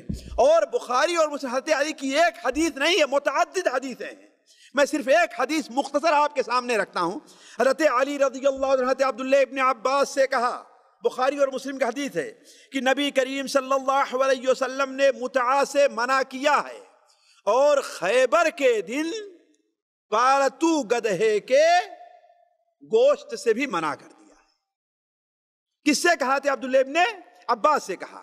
حضرت عبداللہ ابن عمر رضی اللہ تعالیٰ عنہ تو اس سلسلے میں بڑے ہی سخت تھے، بلکہ انہوں نے کہا تھا کہ اگر کوئی آدمی متعہ کرتا ہے اور اس کے جواز پر نبی صلی اللہ علیہ وسلم کوئی فرمان نہیں نقل کرتا تو میں اسے رجم کر دوں گا، گویا کہ زنا کی سزا اسے دوں گا۔ چنانچہ حضرت عبداللہ ابن عمر بیان کرتے ہیں کہ حضرت عمر رضی اللہ تعالیٰ عنہ جب خلیفہ بنے تو لوگوں کو ایک خطبہ دیا، عام خطبے فرمایا کہ اللہ کے رسول صلی اللہ علیہ وسلم نے 3 دن تک متعہ کرنے کی اجازت دے دی تھی، پھر حرام کر دیا ہے۔ میں کسی کے بارے میں ایسا سنوں گا کہ وہ پہلے سے شادی شدہ ہے، اب اگر متعہ کرتا ہے تو یا تو 4 گواہ لے کر کے آئے کہ اللہ کے رسول نے حلال کیا ہے، دوبارہ یعنی 3 دن کے بعد بھی حلال کیا ہے، ورنہ میں اسے پتھروں سے مار مار کر کے ہلاک کر دوں گا، یعنی شادی شدہ زانی کی سزا دوں گا۔ حضرت عبداللہ ابن عمر رضی اللہ عنہ کی روایت طبرانی اوسط کے اندر صحیح سند کے ساتھ مروی ہے، ان سے کہا گیا کہ حضرت عبداللہ ابن عباس نکاح متعہ کی یا متعہ کی اجازت دیتے ہیں۔ متعہ کی کہا کہ ایسا نہیں ہو سکتا، سبحان اللہ، ایسا کیسے ہوگا؟ کہا نہیں، وہ اجازت دے رہے ہیں۔ کہا اصل معاملہ یہ ہے کہ عہد نبوی میں چھوٹے بچے تھے، عہد نبوی۔ دیکھیے اس نقطے پر غور کیجئے، حضرت عبداللہ ابن عباس سے جو غلطی ہوئی، آگے آ رہا ہوں، اس کی ایک وجہ یہ بھی ہے۔ حضرت عبداللہ ابن عباس کی عمر کتنی تھی جب نبی صلی اللہ علیہ وسلم کا انتقال ہوا ہے؟ تو جی صرف 11-12 سال کی تھی۔ کتنی تھی؟ اسی لیے بعض روایت میں صرف 10 سال کہا گیا ہے۔ کیوں؟ عرب کے اندر عام طور اصول تھا قصور کو چھوڑ دیا کرتے تھے، قصور کو یعنی 1 2 3 4 کو چھوڑ کر کے 10 ہے 20 ہے 15 ہے یہی ذکر کرتے تھے، درمیان کا کم ذکر کرتے تھے۔ تو ان کی عمر ساتھیوں مشکل سے 11 یا 12 سال تھی۔ اسی لیے حضرت عبداللہ ابن عمر نے کیا کہا کہ حل کان ابن عباس الا غلاما صغیرا۔ عہد نبوی میں عبداللہ ابن عباس کیا تھے؟ چھوٹے بچے تھے، جبکہ اللہ کے رسول صلی اللہ علیہ وسلم نے ہمیں متعہ سے منع کیا ہے، تو وما کننا مسافحین، اب ہم متعہ کو حلال کر کے زنا کرنے والے نہیں ہیں۔ اسی طریقے سے دوسرے صحابہ اکرام جن کا ہم نے ذکر کیا ہے ساتھیوں، ان سے مروی ہے، بلکہ صحیح مسلم شریف میں حضرت صبرہ رضی اللہ عنہ کی روایت ہے، جو متعہ کی روایت کے نقل کرنے والے اور بہت سی حدیثیں ان سے مروی ہیں، اس کے اندر تو یہ ہے کہ اللہ کے رسول صلی اللہ علیہ وسلم متعہ سے منع کر دیا، اور آپ نے کیا فرمایا؟ الا انہا حرام من یومکم ھذا الی یوم القیامہ، الا انہا حرام من یومکم ھذا الی یوم القیامہ۔ سن لو اچھی طریقے سے، صحیح مسلم شریف میں، صحیح ابن حبان میں، مسند احمد میں، نسائی کے اندر، سنن کبریٰ کے اندر، ان تمام کتابوں میں یہ حدیث صحیح سند کے ساتھ مروی ہے کہ اللہ کے رسول نے کیا بیان فرمایا؟ الا انہا حرام، یہ حرام ہے آج کے دن سے لے کر کے قیامت کے دن تک۔ اور سن لو، اگر کسی آدمی نے 3 سے زیادہ کسی عورت سے متعا کیا ہے، 3 دن سے زیادہ متعا کیا ہے، تو اب یہیں پر وہ رک جائے اور جو کچھ عورت کو دے چکا ہے اس سے واپس نہ لے، وہ اسی عورت کا ہو گیا۔ تو کہنے کا مطلب یہ ہے کہ متعا کی حرمت ساتھیوں قرآن سے بھی ثابت ہے اور حدیث سے، جہاں تک اجماع کا تعلق ہے ساتھیوں، صحابہ کرام میں یہ بات میں بڑی ذمہ داری کے ساتھ کہہ رہا ہوں، اگر کچھ بھائی یہاں پر بیٹھے انہیں کوئی شبہ ہو یا وسائل اعلام کے ذریعے میری بات سنیں اور کوئی اس پر اعتراض کرے تو جلد بازی سے کام نہ لے، یہاں تک کہ مجھ سے پوچھیں، یہاں تک کہ مجھ سے پوچھیں۔ اور نیٹ پر جو ہمارے بھائی ڈالیں، میں یہ کہوں گا کہ میرا ٹیلی فون نہیں تو کم سے کم میرا ای میل ضرور ڈال دیا جائے۔ میں یہ بات بڑی ذمہ داری کے ساتھ کہہ رہا ہوں کہ صحابہ میں، سن لے اچھی طریقے سے، صحابہ میں اس لیے کہ یہ کہہ کر کے لوگوں کو دھوکہ دیا گیا ہے، اور اس کی وجہ یہ ہے کہ ہمارے بعض مؤلفین میں، جن میں امام ابن حزم رحمہ اللہ وغیرہ ہیں، انہوں نے یہ لکھ دیا ہے کہ حضرت عبداللہ ابن عباس کے ساتھ بعض صحابہ بھی نکاح متعا کے آخر تک قائل رہے۔ اس لیے اس پر تبصرہ کرتے ہوئے میں یہ بات کہہ رہا ہوں کہ صحابہ کرام میں حضرت عبداللہ عباس اس کے قائل رہے ہیں، جبکہ کبار صحابہ نے ان کی تردید کی ہے، اور اگر عہد نبوی کے بعد کوئی دوسرا صحابی اس کا قائل رہا ہے تو وہ وفات سے پہلے اس نے اس سے رجوع کر لیا ہے، اور میرے پاس دلائل موجود ہیں۔ چاہے حضرت عبداللہ ابن مسعود ہیں جن کی حدیث بخاری شریف میں ہے، چاہے جابر ابن عبداللہ ہیں، جو کوئی بھی ہیں، سب نے وفات سے پہلے رجوع کر لیا ہے۔ البتہ حضرت عبداللہ ابن عباس سے رجوع کی روایت ثابت ہے۔ ابن عربی اپنی کتاب عارضۃ الاحوذی وغیرہ میں تو ان سے رجوع نقل کرتے ہیں کہ صحیح ہے رجوع کرنا، لیکن صحیح سند سے مجھے رجوع کرنا ثابت نہیں ملا ہے، اس لیے اس بارے میں توقف ہے حضرت عبداللہ ابن عباس کے بارے میں۔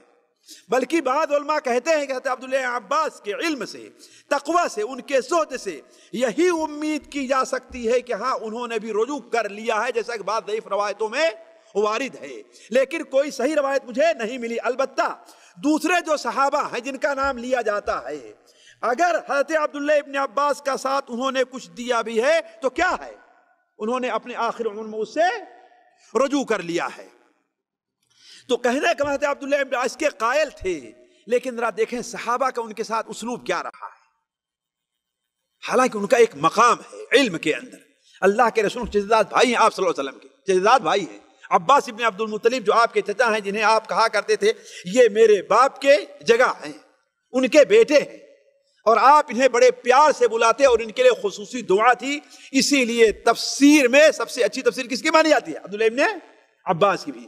لیکن ان تمام فضائل کے باوجود نبی صلی اللہ علیہ وسلم کے علاوہ کوئی معصوم عن الخطا نہیں ہے، بلکہ نہ خطا کا امکان ہے، بلکہ ہر ایک سے خطا کا ورود بھی ہے۔ صرف اللہ کی ذات ہے یا اس کے بعد نبی صلی اللہ علیہ وسلم کی ذات ہے کہ ان سے خطا نہیں ہے۔ تو حضرت عبداللہ ابن عباس نے جب اس موضوع کو چھیڑا تو حضرت علی رضی اللہ عنہ سے بیان فرمایا کہ اللہ کے رسول نے اس سے منع کیا ہے، لیکن پھر حضرت عبداللہ عباس اس کے اوپر رہے۔ تو حضرت علی نے کیا کہا؟ انک رجل تائہ، انک امرؤ تائہ، تو بالکل گیا گزرا آدمی، تیرے سمجھ بات نہیں آتی، میں تجھ سے کہہ رہا ہوں اللہ کے رسول نے حرام کیا لیکن پھر بھی تو نہیں سمجھتا۔ ذرا دیکھیں یہ اسلوب دیکھیں، انک رجل تائہ کے الفاظ استعمال کیا حضرت علی رضی اللہ تعالیٰ عنہ نے۔ صرف حضرت عبداللہ ابن عمر، یہی حضرت علی ہیں جن سے محبت کا وہ لوگ دعویٰ کرتے ہیں جو اپنے کو کہتے ہیں کہ ہم متعا کو جائز کریں۔ حالانکہ ساتھیوں یہ بعد میں آئے گی بات اگر وقت رہا تو، حضرت علی رضی اللہ تعالیٰ عنہ خود ان کی کتابوں میں موجود ہے۔ اگر یہ نقطہ میں آپ کے سامنے رکھ سکا کہ شیعہ متعا شیعہ کتابوں میں، خود ان کی کتابوں میں حضرت علی رضی اللہ عنہ کہا کہ اللہ کے رسول صلی اللہ علیہ وسلم نے متعا کو حرام کیا ہے خیبر کے سال۔ تو ایک شیعی عالم لکھتا ہے کہ جب ہم نے ایک شیعوں کے جو بڑے مفتی رہا کرتے ہیں ان کے سامنے جب ہم نے کہا کہ کیا یہ حدیث موجود نہیں ہے، تو کہا کہ یہ صرف اسی دن کے لیے خاص تھا اور اس کے آگے یعنی حرام کس دن رہا ہے؟ صرف خیبر کے دن رہا، اس کے بعد نہیں رہا۔ اور پھر کہا جاتا ہے کہ فلاں جعفر الصادق نے بھی تو کہا حرام ہے، تو کہا یہ تو لوگوں کو جی دھوکہ دینے والی عام یعنی سنیوں کو یہ تقیہ کا نام دیتے نہیں دیتے ہیں، تقیہ کا نام اس کے طور پر انہوں نے کہہ لیا۔ اسی لیے میں کہتا ہوں ساتھیوں، شیعہ زنا ان کا مذہب ہے، جھوٹ ان کا دین ہے، شعار ہے۔ کیوں؟ اس لیے کہتے ہیں تقیہ کرنا میرے اور میرے باپ دادا کا دین رہا ہے۔ جو بھی انہیں اختلاف پڑتا ہے، ان کے اوپر کوئی بات پڑتی ہے کہ فلاں حضرت علی نے، حضرت حسن نے، حضرت حسین نے ایسا کیا، مثال کے طور پر حضرت علی رضی اللہ کی بیٹی حضرت ام کلثوم کی شادی کس سے ہوئی تھی؟ حضرت عمر رضی اللہ کیا کہتے ہیں؟ ارے حضرت علی نے ان سے خوف سے اپنے آپ کو بتانے کے لیے ایسا کر دیا۔ ایک طرف تم دعویٰ کرتے ہو کہ مرنے کے بعد بھی تمہاری مرادیں پوری کرنے والے ہیں، وہ اتنے بہادر ہیں، اور آج بدقسمتی سے ہمارے یہاں ایک ملک جو اسلام کے نام پر بنا ہے، اس کی جو سب سے خطرناک فوج ہے، اس کا نعرہ کیا ہے؟ جی یا علی مدد کا ہے کہ نہیں ہے؟ سب سے خطرناک فوج کمانڈو جو ہے، اس کا نعرہ کہاں شروع ہوتا ہے؟ اور بنا ہے کس کے نام پر؟ اسلام کے نام پر بنا ہے، اور شرک کو پھیلایا جا رہا ہے۔ ذرا سوچیں تو کہنے کا مطلب ایک طرف دعوت حضرت علی اتنے بڑے پہلوان اور بہادر تھے، اور دوسری طرف اپنی بیٹی کی عزت کی بات نہیں کر سکے۔ ایک آدمی نعوذ باللہ جسے تم کافر کہتے ہیں، نعوذ باللہ من ذلک، حاشا للہ، ہم تو کہتے ہیں کہ وہ جنتی ہیں، ہے کہ نہیں ہے؟ اور نبیوں کے علاوہ فضیلت میں ان کا دوسرا مقام حاصل ہے، لیکن بقول تمہارے وہ کیا ہے؟ نعوذ باللہ من ذلک، حاشا للہ، جو تم کہتے ہو جانتے ہو، ہم اپنی زبان سے نہیں کہنا چاہتے کہ وہ کیا ہیں۔ حضرت علی ان سے اتنے مغلوب ہو گئے، مجبور ہو گئے کہ انہیں اپنی بیٹی دے دیا نکاح میں۔ اب تم کیا بتاؤ؟ تقیہ کے دیا تھا۔ تو کہنے کا مطلب ہے کہ حضرت علی نے کیا بیان فرماتے ہو عبداللہ ابن عباس سے، انک رجل طائع، تم میری بات سمجھتے نہیں ہو، میں کہتا ہوں اللہ کے رسول نے حرام قرار دیا صلی اللہ علیہ وسلم، اور تم کہتے ہو جائز ہے۔ اسی لیے حضرت عروہ ابن حضرت زبیر ابن عوام، حضرت عبداللہ ابن زبیر، حضرت عبداللہ ابن زبیر اپنی خلافت میں ایک بار سنا کہ حضرت عبداللہ ابن عباس متعہ کی اجازت دیتے ہیں، انہیں بلایا، کہا کہ آپ اس کی اجازت دے رہے ہیں؟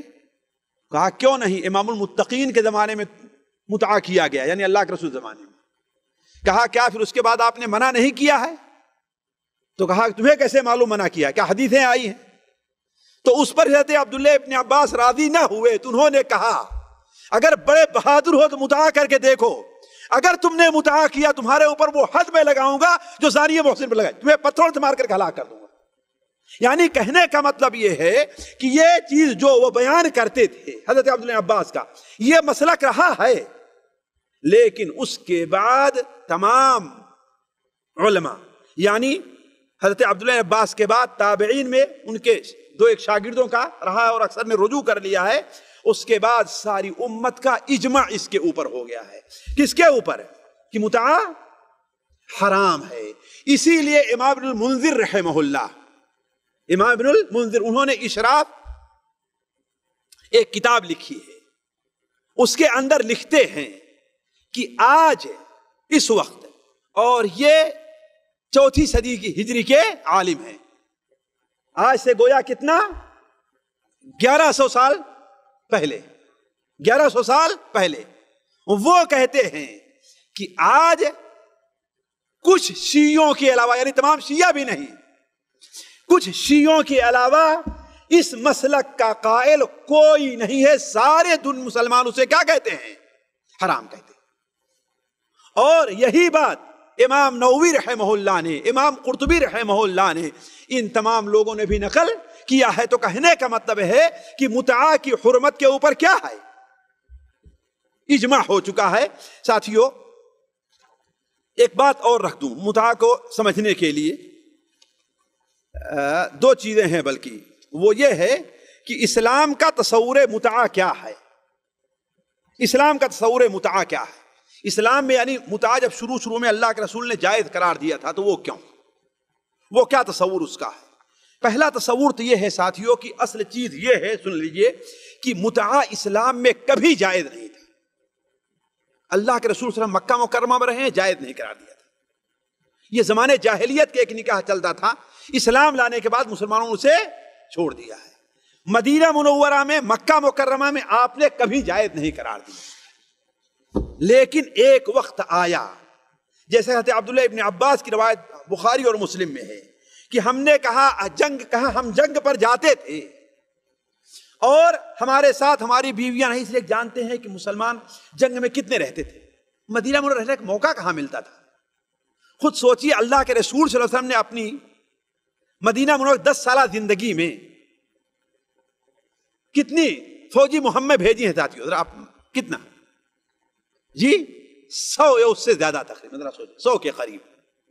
27 تو ایسے جس میں خود آپ شریک رہے ہوں گے، ذرا ان 27 کو آپ اگر 10 پر تقسیم کیجئے تو گویا ہر سال 3 بار تو آپ فوج لے کر کے نکلا کرتے تھے، اور اس 27 کو اگر آپ 100 پر تقسیم کر دیجئے تو کتنے بار آپ فوجیں بھیجتے رہے ہوں گے۔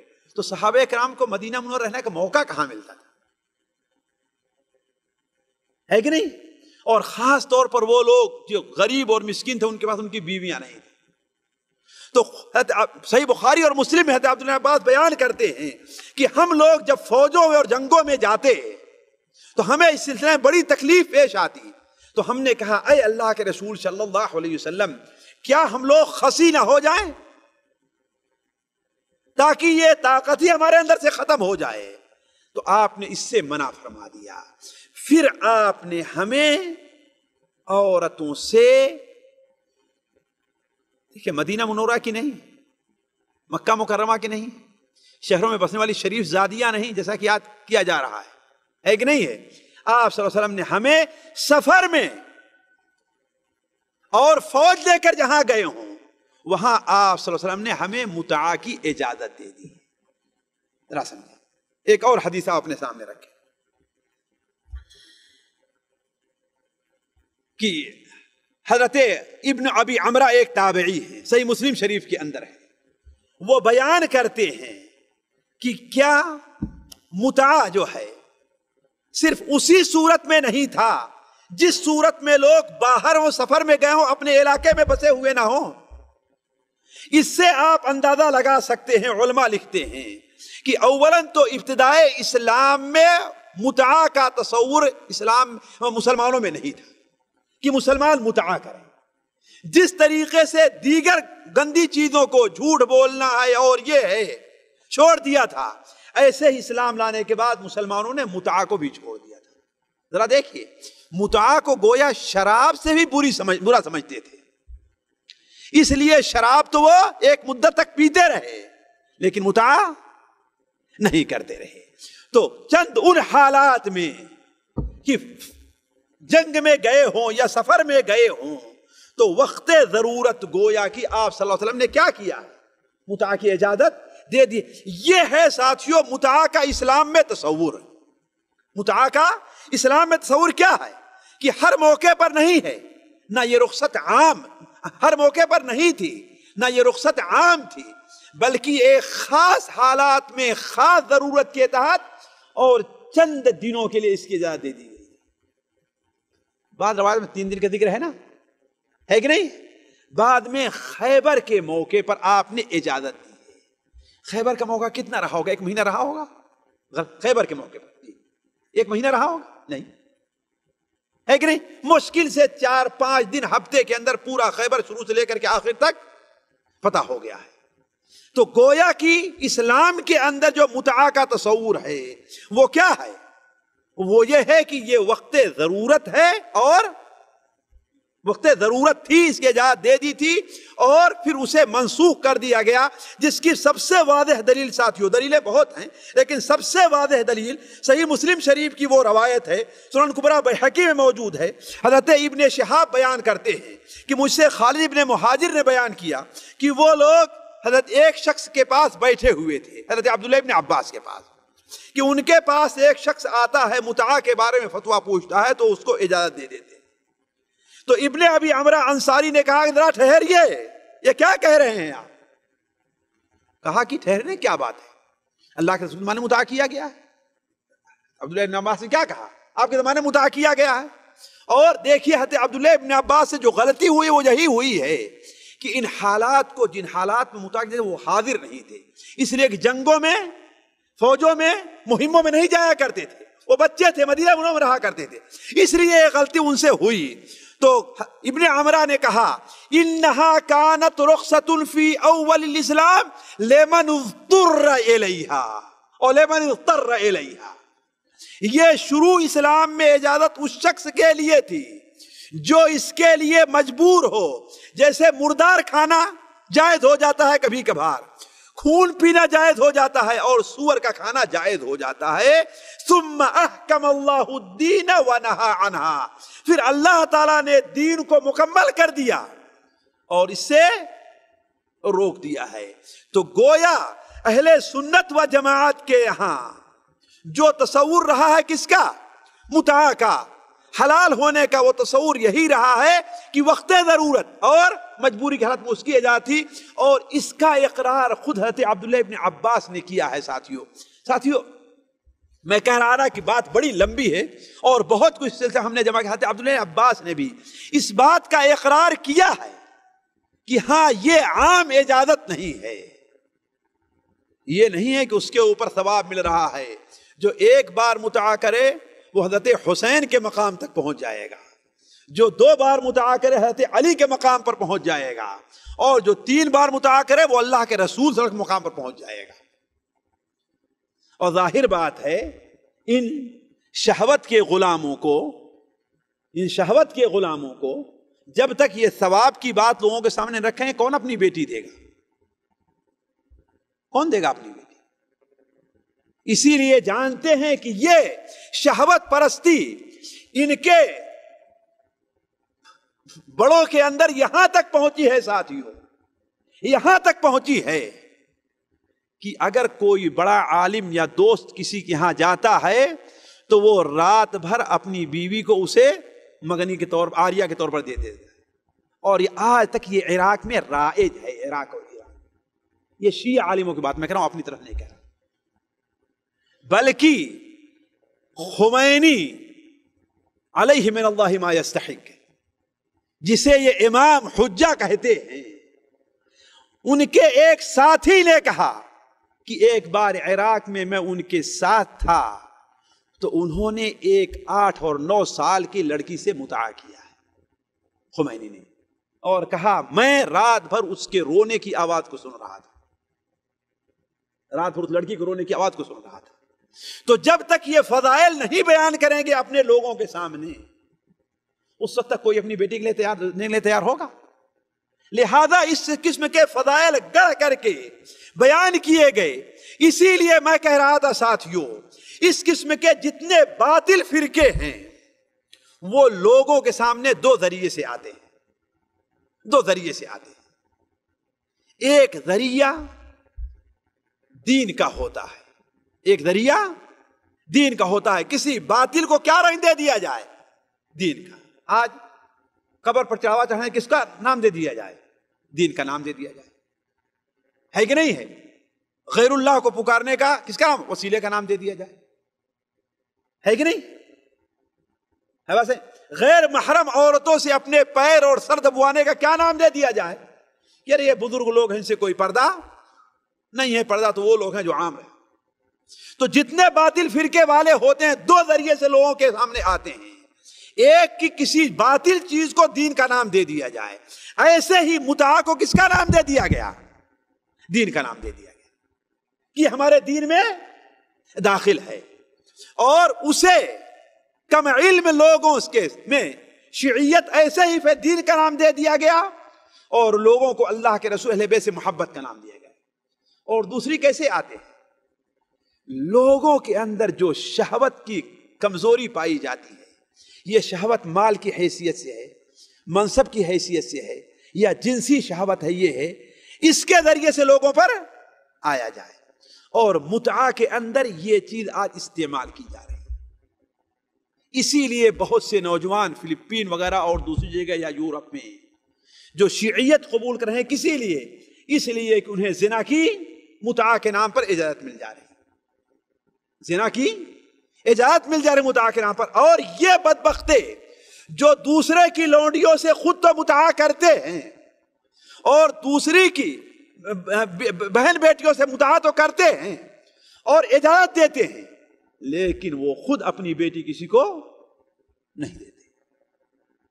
اور اس کا اعتراف بعض شیعہ علماء نے لکھا ہے. حسین الموسوی اپنی کتاب میں لکھتا ہے کہ ایک بار میں اپنے ایک استاد کے پاس موجود تھا جو اپنے کو سید کہا کرتے تھے.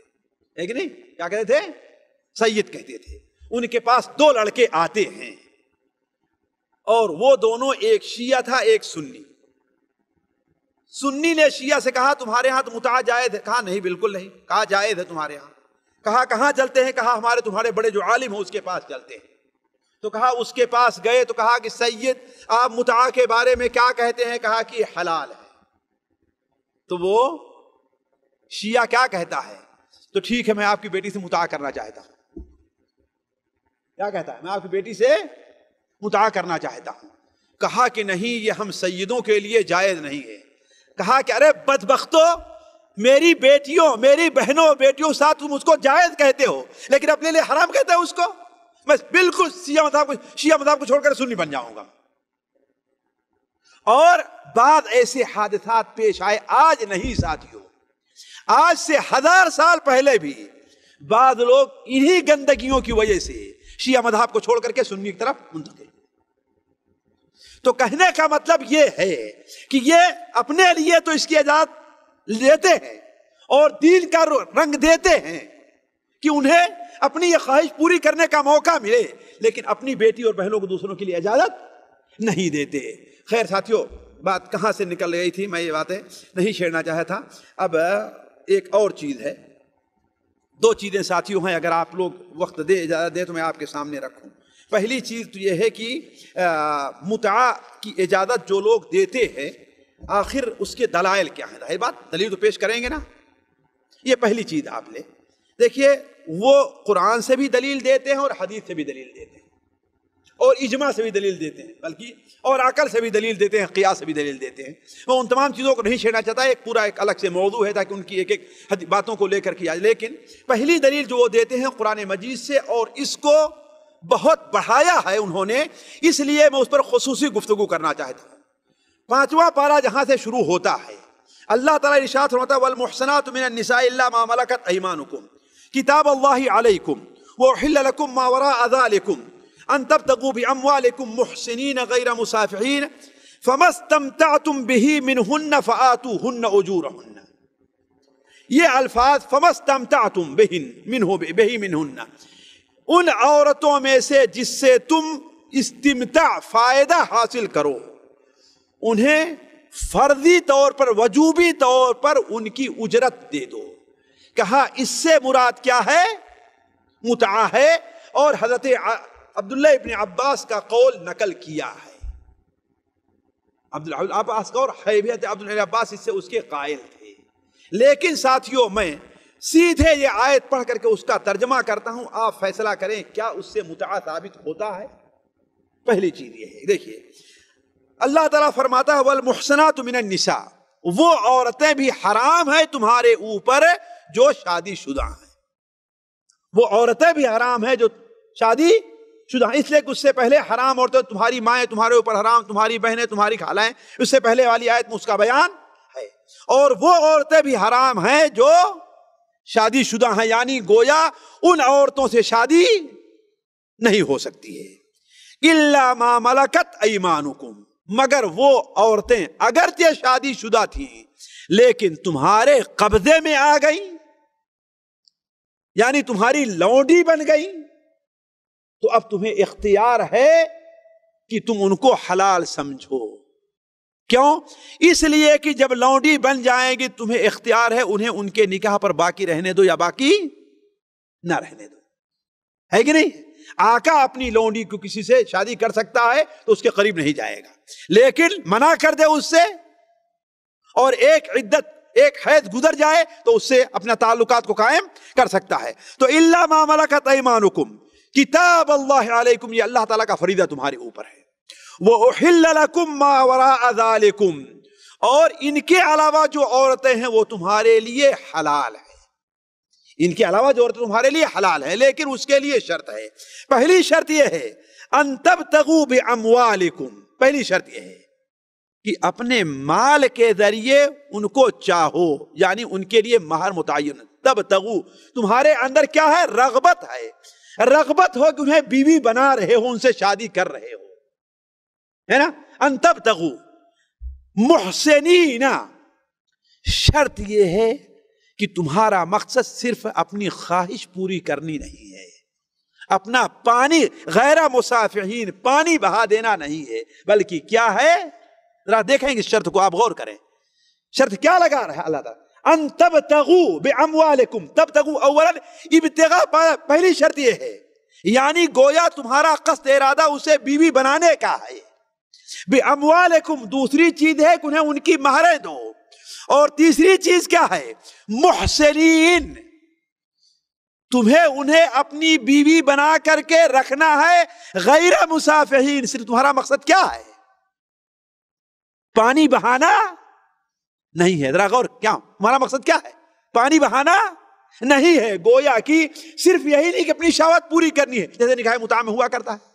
نکاح متعہ میں کیا ہے ساتھیوں؟ گھر بسانا ہے، بچے پیدا کرنا ہے، اپنے گھر آباد کرنا ہے. کیا کرنا ہے؟ صرف 1 گھنٹے کے لیے، 1 دن کے لیے، 1 ہفتے کے لیے اپنی شہوت کو پوری کر لینا ہے. اللہ تعالیٰ کیا فرما رہا ہے؟ محسنین غیر مسافحین فما استمتعتم بہ منہن. لہذا ذرا غور کریں گے، فا آیا ہے تاکید کے لیے، گویا اس سے پہلے جملے سے اس کا تعلق ہے. اور ان کا کیا حال ہے کہ جیسے قرآن مجید نے وَلَا تَقْرَبُوا الصَّلَاةَ، نماز کے قریب نہ جاؤ، ہے نا. اور ہمارے کہتا ہے الا ان اولیاء اللہ لا خوف علیہم ولا هم يحزنون، اللہ کے جو ولی ہیں ان پر نہ کوئی خوف ہے نہ وہ غمگین ہوں گے. لیکن اللہ کے ولی کون ہے؟ اس کے بعد ولی آیت نہیں پڑھتے ہیں. کسی کو آپ اس کی جو لوگ ولیوں پر تقریر کرتے ہیں اس کے بعد والی آیت کسی کو پڑھتے آپ نے نہیں سنا ہوگا، ہے بات صحیح نہیں؟ صرف اتنی آیت پڑھیں گے.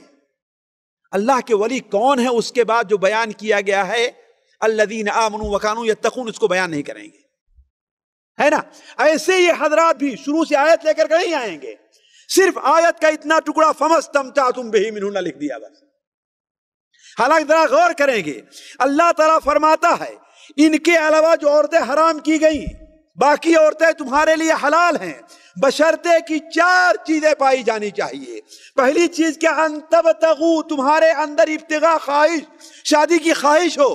دوسری چیز کیا ہے؟ مہر ادا کرو. تیسری چیز کیا ہے؟ محسنین، انہیں آباد رکھنا چاہو بطور احسان کے. اور اس سے پہلے میں بیان کر چکا ہوں کہ متعہ سے عورت اور مرد محسن اور محسنہ نہیں بنتے، ہے کہ نہیں؟ یہ انہی کے بیان ہے. تو گویا یہاں پر متعہ نہیں، عام شادی ہے. منہن غیر مسافحین، تمہارا مقصد کیا ہے؟ یہ نہیں ہونا چاہیے صرف اپنا پانی بہا دینا ہے، یعنی صرف خواہش پوری کرنی ہے. اور متعہ میں کیا ہوتا ہے؟ تو گویا اب تک کی آیت کس چیز کے بارے میں ہے ساتھیوں؟ عام شادی کے بارے میں ہے. جب عام شادی پر تبصرہ کیا کیا جا رہا ہے تو متعہ کہاں سے آ گیا؟ فما استمتعتم بہن، پھر ایسی عورتیں جن کا ذکر ہوا ہے ان سے تم فائدہ حاصل کرو، یعنی ان سے جمع کرو. تو کیا ہے؟ فآتوہن اجورہن فریضہ، تو فرضی وجوبی طور پر ان کا مہر انہیں ادا کرو. مہر ان کا حق جو ہے اسے لینا نہ چاہو. ان اللہ کان علیما حکیما. تو کہنے کا مطلب اگر غور سے آدمی دیکھے تو اس آیت کا تعلق متعہ سے نہیں ہے. لیکن سوال یہ ہے کہ اگر اتنا واضح ہے تو حضرت عبداللہ ابن عباس جیسا عربی عالم آدمی کیسے دھوکہ کھا گیا؟ یہ ایک سوال ہے نا. یہ مسئلہ ذرا عام لوگوں کے سمجھ میں کم آئے گا، لیکن جو لوگ پڑھے لکھے ہیں ذرا غور کریں. حضرت عبداللہ ابن عباس کا استدلال یہ تھا کہ اللہ تبارک و تعالی نے اجرت دینے کو اس پر کیا ہے کہ استمتعتم، تم اس سے استمتاع کرو. لہذا چونکہ انہیں معلوم ہوا کہ اللہ کے رسول ایک وقت میں متعا کی اجازت دی تھی، لہذا اگر کوئی آدمی متعا کرے تو اس عورت سے بھی اس کا ثبوت ملتا ہے۔ یہ تھا عبد العباس کا نقطۂ نظر، ان کا نقطۂ نظر تھا، اس لیے کہ منسوخ ہونے کی دلیل ان تک نہیں پہنچی تھی، اس لیے کہ جن جن موقعوں پر اللہ کے رسول نے منسوخ کہا قرار دیا اللہ کے رسول صلی اللہ علیہ وسلم نے، چاہے غزوہ خیبر کے موقع پر ہو یا فتح موقع یا اوطاس کے موقع پر ہو، وہاں پر حضرت عبد العباس موجود نہیں تھے۔ تو کہنے کا مطلب ہے کہ اس آیت کا تعلق کس سے؟ متعا سے نہیں ہے۔ البتہ ان کا دوسرا کہنا یہ ہے کہ متعا حلال تھا، حضرت عمر رضی اللہ تعالیٰ عنہ نے اسے حرام قرار دیا ہے، اس لیے کہ بعض روایات میں آیا ہے کہ آپ نے بیان فرمایا حضرت عبداللہ ابن عمر، حضرت عمر ابن خطاب نے، کہ 2 متعے اللہ کے رسول کے زمانے میں حلال تھے اور میں ان کو حرام کر رہا ہوں۔ لیکن یہ بتائیے حضرت عمر رضی اللہ عنہ کو حرام کرنے کو کوئی اختیار ہے؟ جی اصل چیز یہ تھی ساتھیو کہ حضرت عمر رضی اللہ عنہ جو حرام قرار دیا ہے اسی بنیاد پر کہ کچھ لوگوں پر یہ بات پوشیدہ رہ گئی تھی، اور حضرت عبداللہ عباس تھے، حضرت جابر بن عبداللہ تھے، اس لیے ان لوگوں نے کیا کیا، یہ کام جب کرنا یا اس کی اجازت دینی شروع کی تو حضرت عمر رضی اللہ تعالی عنہ نے اس کو کیا کر دیا؟ حرام قرار دیا، اور مطلقاً حرام کر دیا، اور وہ دلیلیں پیش کی جس میں اللہ کے رسول صلی اللہ علیہ وسلم نے کہا تھا قیامت تک کے لیے چیز حرام ہے۔ اسی لیے عمومی طور پر حضرت عبداللہ بن عباس کے علاوہ تمام صحابہ کرام نے اسے قبول بھی کر لیا ہے، بلکہ حضرت جابر بن عبداللہ تو کہتے ہیں کہ وَلَمْ نَعُدْ، اس کے بعد ہم کبھی اس کام کی طرف گئے بھی نہیں، یعنی اس کا فتویٰ بھی نہیں دیا اس کے بعد ہم نے کبھی، ہے کہ نہیں؟ دوسری چیز، بلکہ 2 چیزیں اور میں بیان کروں گا، اس لیے کہ اس میں جو پیش کیا گیا تھا کہ حضرت عمران بن حسین بھی متعا کے قائل تھے، اور بخاری شریف کی ایک حدیث پیش کی کہ متعا کی آیت اللہ کی کتاب میں نازل ہوئی ہے، ہم لوگوں نے اللہ کے رسول سے متعا کیا ہے، اور کوئی قرآن نازل نہیں ہوا جو اسے حرام قرار دے، یہاں تک کہ ایک شخص اپنی طرف سے جو کچھ چاہتا ہے کہتا ہے۔ ذرا غور کریں گے حضرت عمران بن حسین نے کیا کہا؟ متعا کی آیت قرآن مجید میں نازل ہوئی، ہم لوگوں نے اللہ کے رسول صلی اللہ علیہ وسلم کے ساتھ متعا کیا، اور قرآن میں اس کی حرمت نازل نہیں ہوئی، اب اگر کوئی آدمی اپنی طرف سے جو کچھ کہنا چاہے کہے تو اس کا کوئی جواب نہیں ہے۔ لیکن سوال یہ ہے اس سے کون سا متعا مراد ہے؟ بلکہ ابھی میں بتاؤں کہ شیخ عبدالسلام کو اور کلیم کو ایک جگہ بیٹھے دیکھا تو ایک چیز مجھے یاد آئی۔ آپ لوگ کہہ سکتے ہیں کہ حضرت جابر بن عبداللہ تو عبداللہ بن عباس تو چھوٹے تھے، لیکن جابر بن عبداللہ تو بڑے تھے، لیکن انہیں متعا کا منسوخ ہونا کیسے بھول گیا؟ ایک سوال ہے کہ نہیں؟ تعجب کی بات ہے کہ نہیں؟ تعجب کریں گے نا کہ کیسے بھول گیا وہ؟ یہ کہیں گے آپ نا، یہ حضرت عبداللہ ابن عباس کو کسی نے بتا ہی نہیں کہ متعا جائز نہیں تھا، کیسے بھول؟ لیکن ساتھیوں میری زندگی میں بعض ایسے حادثات آئے ہیں کہ تعجب ہوتا ہے کہ یہ چیز ہم کو بھول کیسے گئی، اور ہر آدمی اگر غور کرے تو اس کی زندگی میں ایسی صورتحال پیش آئے گی۔ بعض ایسے لوگ جو میرے ایک وقت میں پکے دوست رہے ہیں، اور جب 10 سال 15 سال گزر گیا وہ آتے ہیں یاد دلاتے ہیں، مجھے یاد بھی نہیں آتا، اور ان کے ہاں میں ملا کے ہاں مجھے یاد آ گیا، یاد ہے، کبھی جھوٹ بھی بول دیتا ہوں۔ ایسا ہر آدمی سے اس کی زندگی میں آئے گا کہ بسا اوقات کوئی چیز آپ نے کیا ہے یا آپ کے سامنے آئی ہے، لیکن وہ کیسے ذہن سے نکل جاتی ہے اللہ بہتر جانتا ہے۔ پھر اس پر کیا ہے، لوگ اپنے ساتھی کو کیا کہنا شروع کر دیتے ہیں، اس پر الزام لگانا، اس کو جھوٹا کہنا شروع کر دیتے ہیں، حالانکہ جھوٹ نہیں ہوتی۔ ابھی شوال کی بات ہے ساتھیوں، زیادہ دن نہیں ہوئے، ایک چیز کلیم نے شیخ عبدالسلام کو دیا، دونوں موجود سے پوچھ لیں آپ، آج تک دونوں کا مسئلہ حل نہیں ہوا۔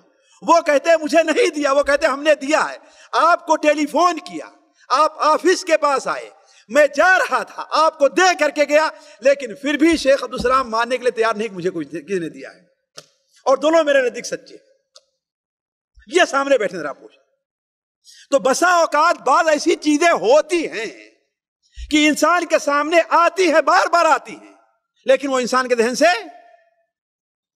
اسی لیے تو کہتے ہیں انسان کا ایک مشتق نسیان بھی ہے۔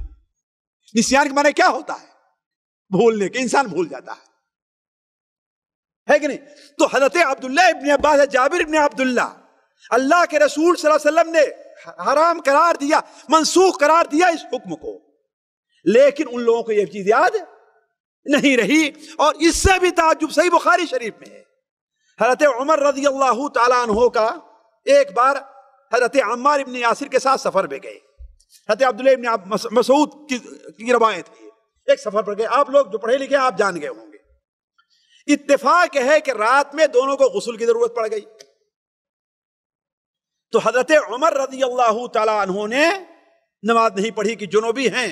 وہ یہ سمجھتے تھے کہ تیمم صرف اسی کے لیے ہے جو حدث اصغر کا شکار ہو، یعنی جس کا وضو ٹوٹ جائے اور جس کے غسل کی حاجت ہو، اس کے لیے کیا ہے؟ تیمم نہیں ہے۔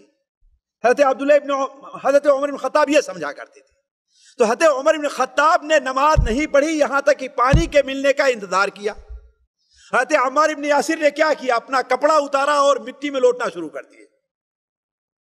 وہ سمجھتے تھے جس طریقے سے نہانے کے لیے ضروری ہے کہ پورے جسم کے اوپر پانی پہنچے، ایسے تیمم کے لیے ضروری ہے کہ پورے جسم تک مٹی پہنچ جائے۔ یہ واقعہ آ کر کے اللہ کے رسول صلی اللہ علیہ وسلم سے اس کا ذکر کیا، تو آپ نے کہا کہ تمہارے لیے صرف یہی اتنا کافی تھا کہ تو اپنے ہاتھ کو زمین پہ مارتے اور اس کو ایسا کر لیتے، بس ختم ہو جاتی۔ حضرت عمر رضی اللہ عنہ کے زمانے میں ایک بار واقعہ پیش آیا، حضرت عمار ابن یاسر یاد دلا رہے ہیں، لیکن یہ واقعہ حضرت عمر کو یاد نہیں آ رہا، نہیں یاد آ رہا۔ یاد دلا رہے ہیں، کہہ رہے ہیں کہ ہم اور آپ تھے فلاں جگہ کے سفر میں تھے، ایسا ایسا ہوا، لیکن حضرت عمر کو وہ چیز یاد نہیں ہے اور نہیں یاد آئی ہے۔ تو بسا اوقات ہوتا ہے کوئی بات واقع ہوتی ہے، سچ ہوتی ہے، لیکن انسان اسے ایسا بھول جاتا ہے کہ اسے یاد دلانے پر بھی یاد نہیں آتی۔ ہر آدمی اگر اپنی زندگی میں سوچے ایسے، یہ بات اس لیے کہہ رہا ہوں کہ بسا اوقات دو دوست ہوتے ہیں، دو ساتھی ہوتے ہیں، اور کوئی کہتا ہے کہ یہ کام ہوا، دوسرا کہتا نہیں ہوا، کوئی کہتا آپ نے کیا اور کہتا ہم نے نہیں کیا ہے، اور اسی بنیاد پر آپ میں کیا ہو جائے، لڑائی ہو جاتی ہے۔ ایسا ہوتا ہی نہیں ہوتا، نہیں۔ جس کو سمجھے کہ ہاں بھائی اس کا ساتھی ہے، دوست ہے، یہ معلوم ہو کہ اس کی عادت جھوٹ بولنے کی نہیں ہے، تو اس کا انکار نہیں ہو سکتا ہے، بھائی ہم سے یہ بات بھول گئی ہو، ہے کہ نہیں ہے۔ تو اصل میں وہ بات ابھی ضمناً ذکر کیا تھا، میں کہتے عمران بن حسین کے حدیث کے اوپر آیا تھا، کہتے عمران بن حسین نے کیا بیان فرمایا کہ متعا کی آیت اللہ کے کتاب میں نازل ہوئی، ہم لوگوں نے اللہ کے رسول صلی اللہ علیہ وسلم کے ساتھ متعا کیا، پھر قرآن کی کوئی آیت اس کو حرام کرنے کے لیے نازل نہیں ہوئی، اب جو آدمی اپنی طرف سے کچھ کہنا چاہے کہے۔ تو لوگوں نے کہا کہ دیکھو متعا کا ثبوت تو ہے کہ نہیں، کہاں منسوخ ہے متعا؟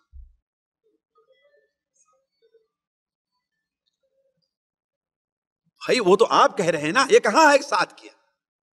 تو اصل میں ساتھیوں اس کا تعلق کیا ہے؟ متعۃ الحج سے ہے، متعۃ النکاح سے نہیں۔ متعۃ اس لیے کہ حضرت عمر رضی اللہ تعالیٰ عنہ کا مسلک یہ تھا کہ حج کے اندر متعا کرنا جائز تو ہے لیکن بہتر نہیں ہے۔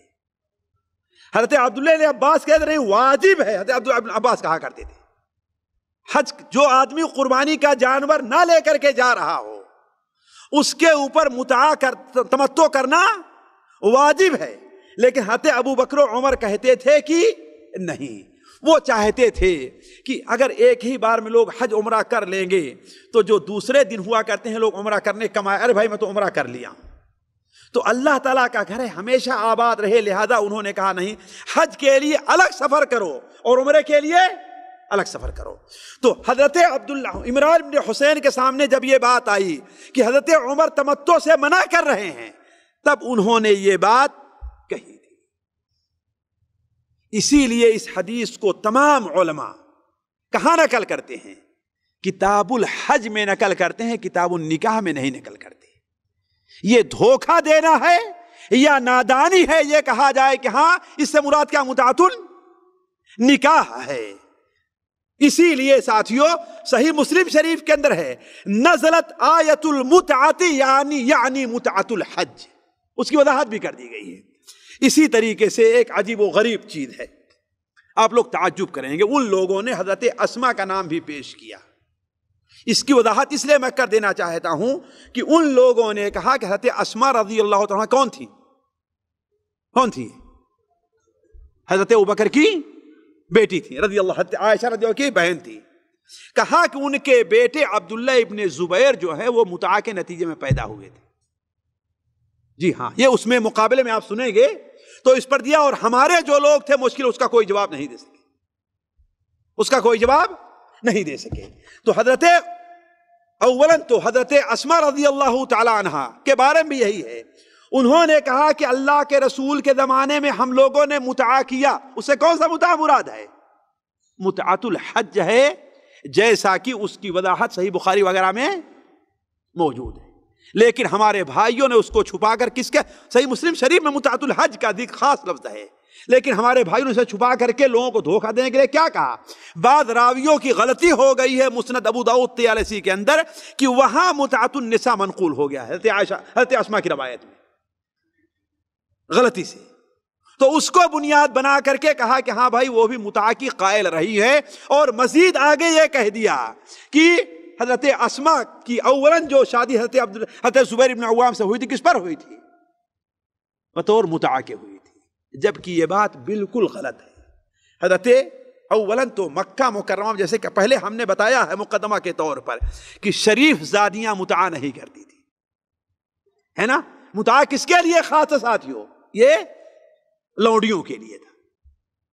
تبھی تو ہند بنت عتبہ نے کیا کہا تھا؟ کیا آزاد عورت بھی زنا کرتی ہے کہ نہیں؟ اسی لیے مدینہ منورہ کی پوری تاریخ پڑھ لے جائیے، مکہ مکرمہ کی پوری تاریخ زمانے جاہلیت پڑھ لے جائیے، آپ ایک بھی آزاد عورت کے بارے میں نہیں آپ کو پتہ چلے گا کہ ہاں وہ متعہ کرتی تھی۔ مدینہ منورہ اتنے دن اللہ کے رسول صلی اللہ علیہ وسلم ایک صحابی کا نام نہیں پیش کیا جا سکتا کہ اس نے مدینہ منورہ کے اندر متعہ کیا ہو۔ جتنا ذکر آیا کہاں پر ذکر آیا ہے؟ سفر کا اور حج کا ہے، ایک چیز۔ دوسری چیز آپ یہ کرو کہ اسلام میں متعہ حلال تھا، یعنی مدینہ منورہ میں نا، ہے کہ نہیں؟ حضرت عبداللہ ابن زبیر کی پیدائش کہاں سے ہے؟ سفر ہجرت میں آ رہے تب ان کی پیدائش ہوئی، حضرت عبداللہ ابن زبیر کی۔ دوسری چیز یہ چیز لوگوں نے لی کہاں سے ہے؟ اقد الفرید جیسی ادب کی کتابوں سے لی کہ حضرت عبداللہ ابن زبیر کی پیدائش متعہ سے ہے، جبکہ ایک شیعی عالم، ایک کتاب یہاں میرے پاس کہاں رکھا آپ لوگوں نے؟ یہ مروج الذہب، یہ تاریخ کی کتاب ہے، ایک شیعی عالم ہے، شیعی عالم یہ لکھتا ہے اپنی کتاب، یہ دیکھیے اس کے صفحہ 91 کے اوپر کہ اس کے بارے میں لوگوں سے غلطی ہوئی ہے، کوئی کہتا ہے کہ اس سے مراد متعۃ النساء اور کوئی کہتا ہے متعۃ الحج ہے، لیکن اصل یہ ہے کہ متعۃ الحج ہے۔ کیوں؟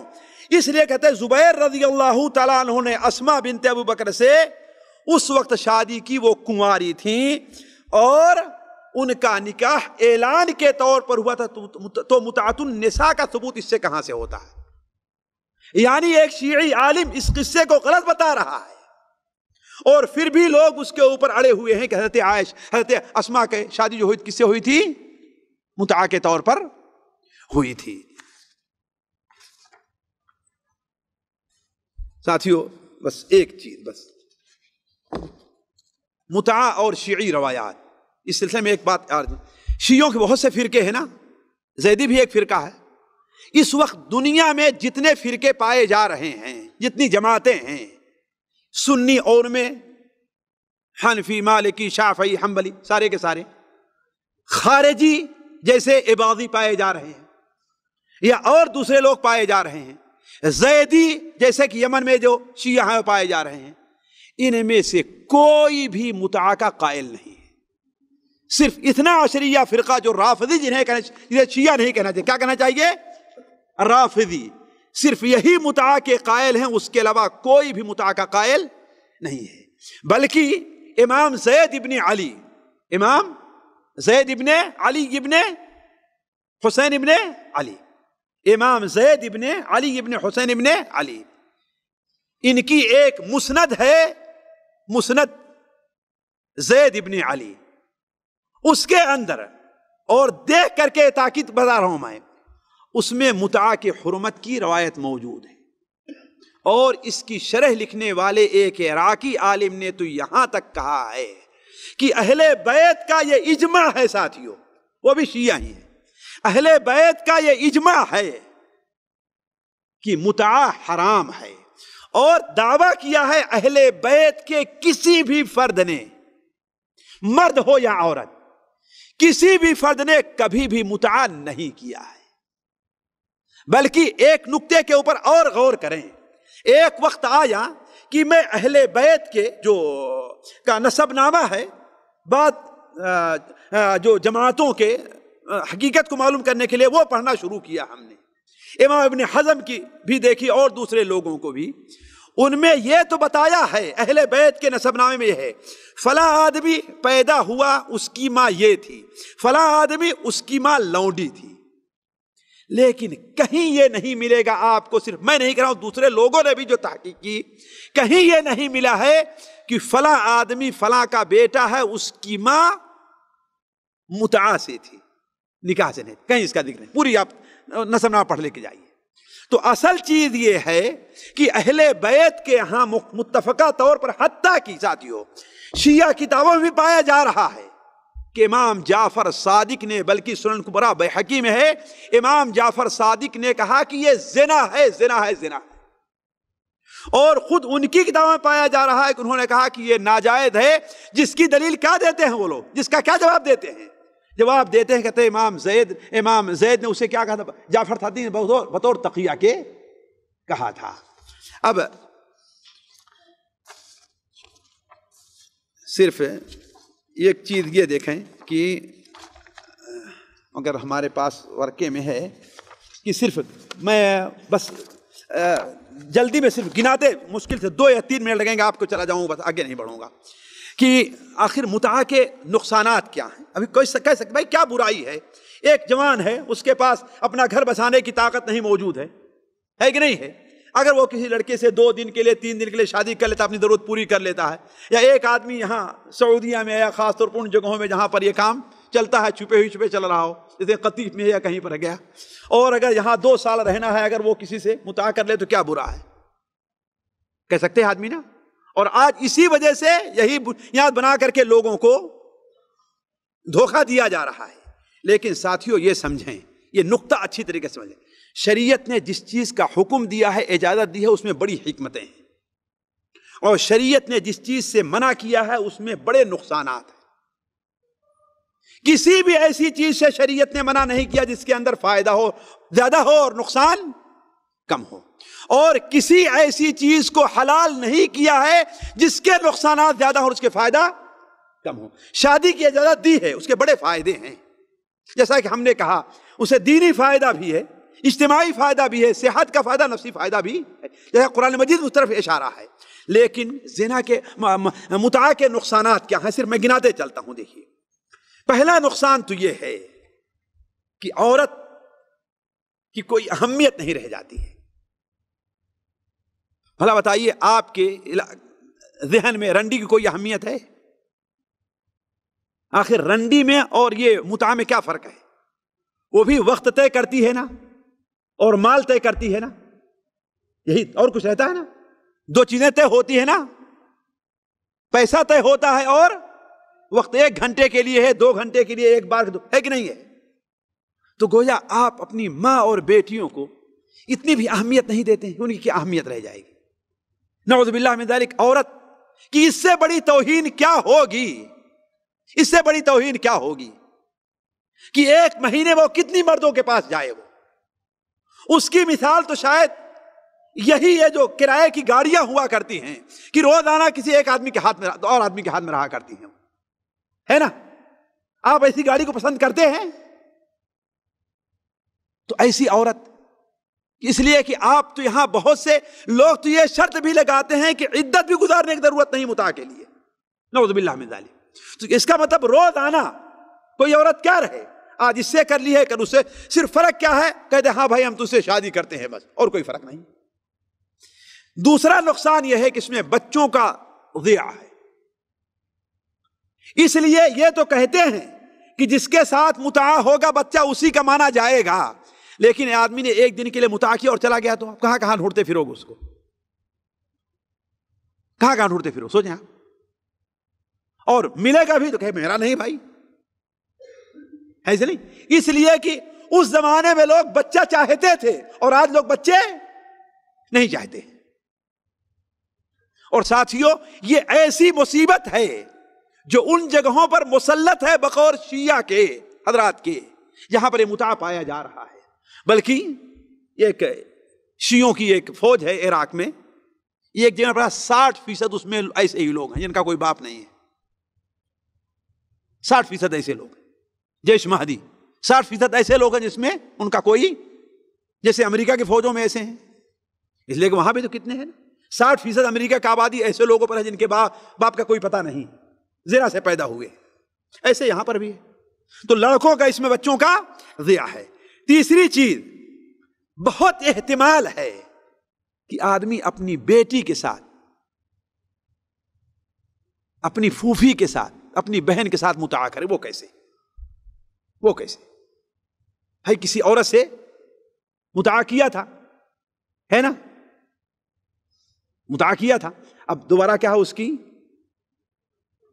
بہن ہے نا، یا یہ پیدا ہوا تھا اس کے باپ نے کسی عورت سے متعا کیا، اسے کوئی لڑکی پیدا ہوئی ہوگی تو اس کی بہن ہی ہوگی نا۔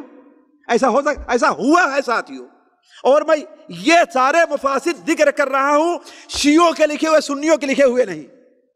ہم نے اہتمام کیا ہے کہ شیعوں کے لکھے ہوئے، اگر کتاب کا حوالہ چاہے وہ آپ کو مل جائے گی، یا نیٹ پر آپ اٹھا کر کے دیکھ لیں، سارے شیعوں کے ذکر کیا ہے۔ بلکہ ایسے واقعات بھی پیش آئے ہیں ساتھیوں کہ آدمی نے اپنی بیٹی کے ساتھ متعا کیا ہے۔ ایک شیعہ عالم لکھتا ہے کہ ایک عورت میرے پاس آتی ہے کہ اس مسئلے کا کوئی حل بتائیے۔ کہا وہ کیسے؟ کہا اس لیے کہ مجھ سے، نام بھی بتا دے رہا ہوں، موسیٰ الصدر، ایک بڑا شیعوں کا پگڑی باندھا ہوا عالم رہا ہے کہ نہیں ہے؟ کہا کہ آج سے 20 سال پہلے مجھ سے انہوں نے نکاح متعا کیا اور مجھے ساتھ چند دن رہ کر کے مجھے طلاق دے دیا، اور ان سے یہ بیٹی پیدا ہوئی ہے۔ اللہ کی قسم میرے قریب کوئی دوسرا آدمی نہیں آیا۔ کہا میری بیٹی جب بڑی ہو گئی، 18 سال 19 سال بڑی ہو گئی اور اب چلتی پھرتی اور خوبصورت ہو گئی، تو ایک دن میں دیکھتا ہوں کہ اس کے اوپر حمل کے آثار ظاہر ہیں، اس پر حمل کے آثار ظاہر ہیں۔ ہم نے کہا کہ یہ تم نے کیا کیا؟ کہا کہ فلاں نے، موسیٰ صدر نے میرے ساتھ کیا کیا ہے؟ متعا کیا ہے۔ کہا کہ ہمیں اپنے سر کو پکڑ کے بیٹھ گئی، وہی تو تمہارا باپ ہے، وہی تمہارا باپ ہے۔ تو یہ مفاسد بھی ہیں اور بکثرت پائے جا رہے ہیں۔ اور چوتھی چیز یہ ہے، لوگوں کا اعتماد اپنی بیویوں پر نہیں رہے گا، ہے کہ نہیں؟ رہے گا کوئی اعتماد؟ اس لیے کہ جب اس کو جائز سمجھے گی تو آپ نہیں ہے، ظاہر بات ہو۔ پانچویں چیز، والدین کو اپنی بیٹیوں پر اعتماد نہیں رہے گا، ہے کہ نہیں؟ جیسے اس ماں کو معلوم تھا ہماری بیٹی، نہیں معلوم تھا، ماں سمجھتی تھی کہ میری بیٹی کنواری ہے اور وہ حاملہ ہو کر کے واپس آئی ہے۔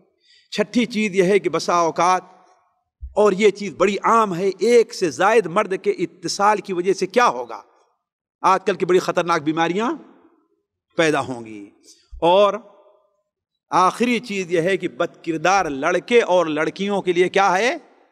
ایک شرعی جواز مل جائے گا، نعوذ باللہ من ذالک، اپنی خواہشات کو پوری کرنے کا، اور روزانہ عورت کیا ہے؟ ایک مرد سے شادی کرتے پھرے گی۔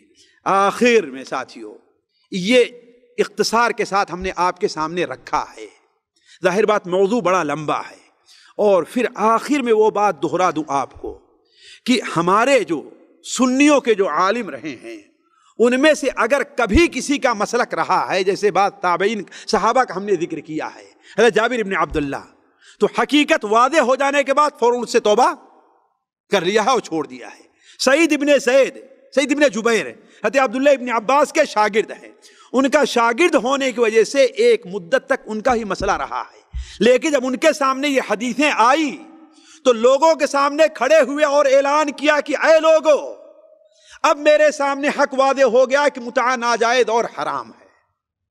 بلکہ امام خطیب بغدادی رحمہ اللہ نے تاریخ بغداد کے اندر ایک واقعہ نقل کیا ہے، اسی پر اپنی بات ختم کرتا ہوں۔ یحییٰ ابن اکثم ایک بہت بڑے عالم اور ایسے کم عالم گزرے ہیں کہ حکام کا قرب حاصل ہو جانے کے بعد اپنی دین کے اوپر سختی سے پابند رہ جاتے، جیسے یحییٰ ابن اکثم تھے۔ وہ بیان کرتے ہیں کہ ایک بار مامون رشید نے، خلیفہ مامون رشید آرام سنا ہوگا، اعلان کر دیا، شام کے سفر طرف جا رہے تھے، اعلان کیا کہ متع حلال ہے۔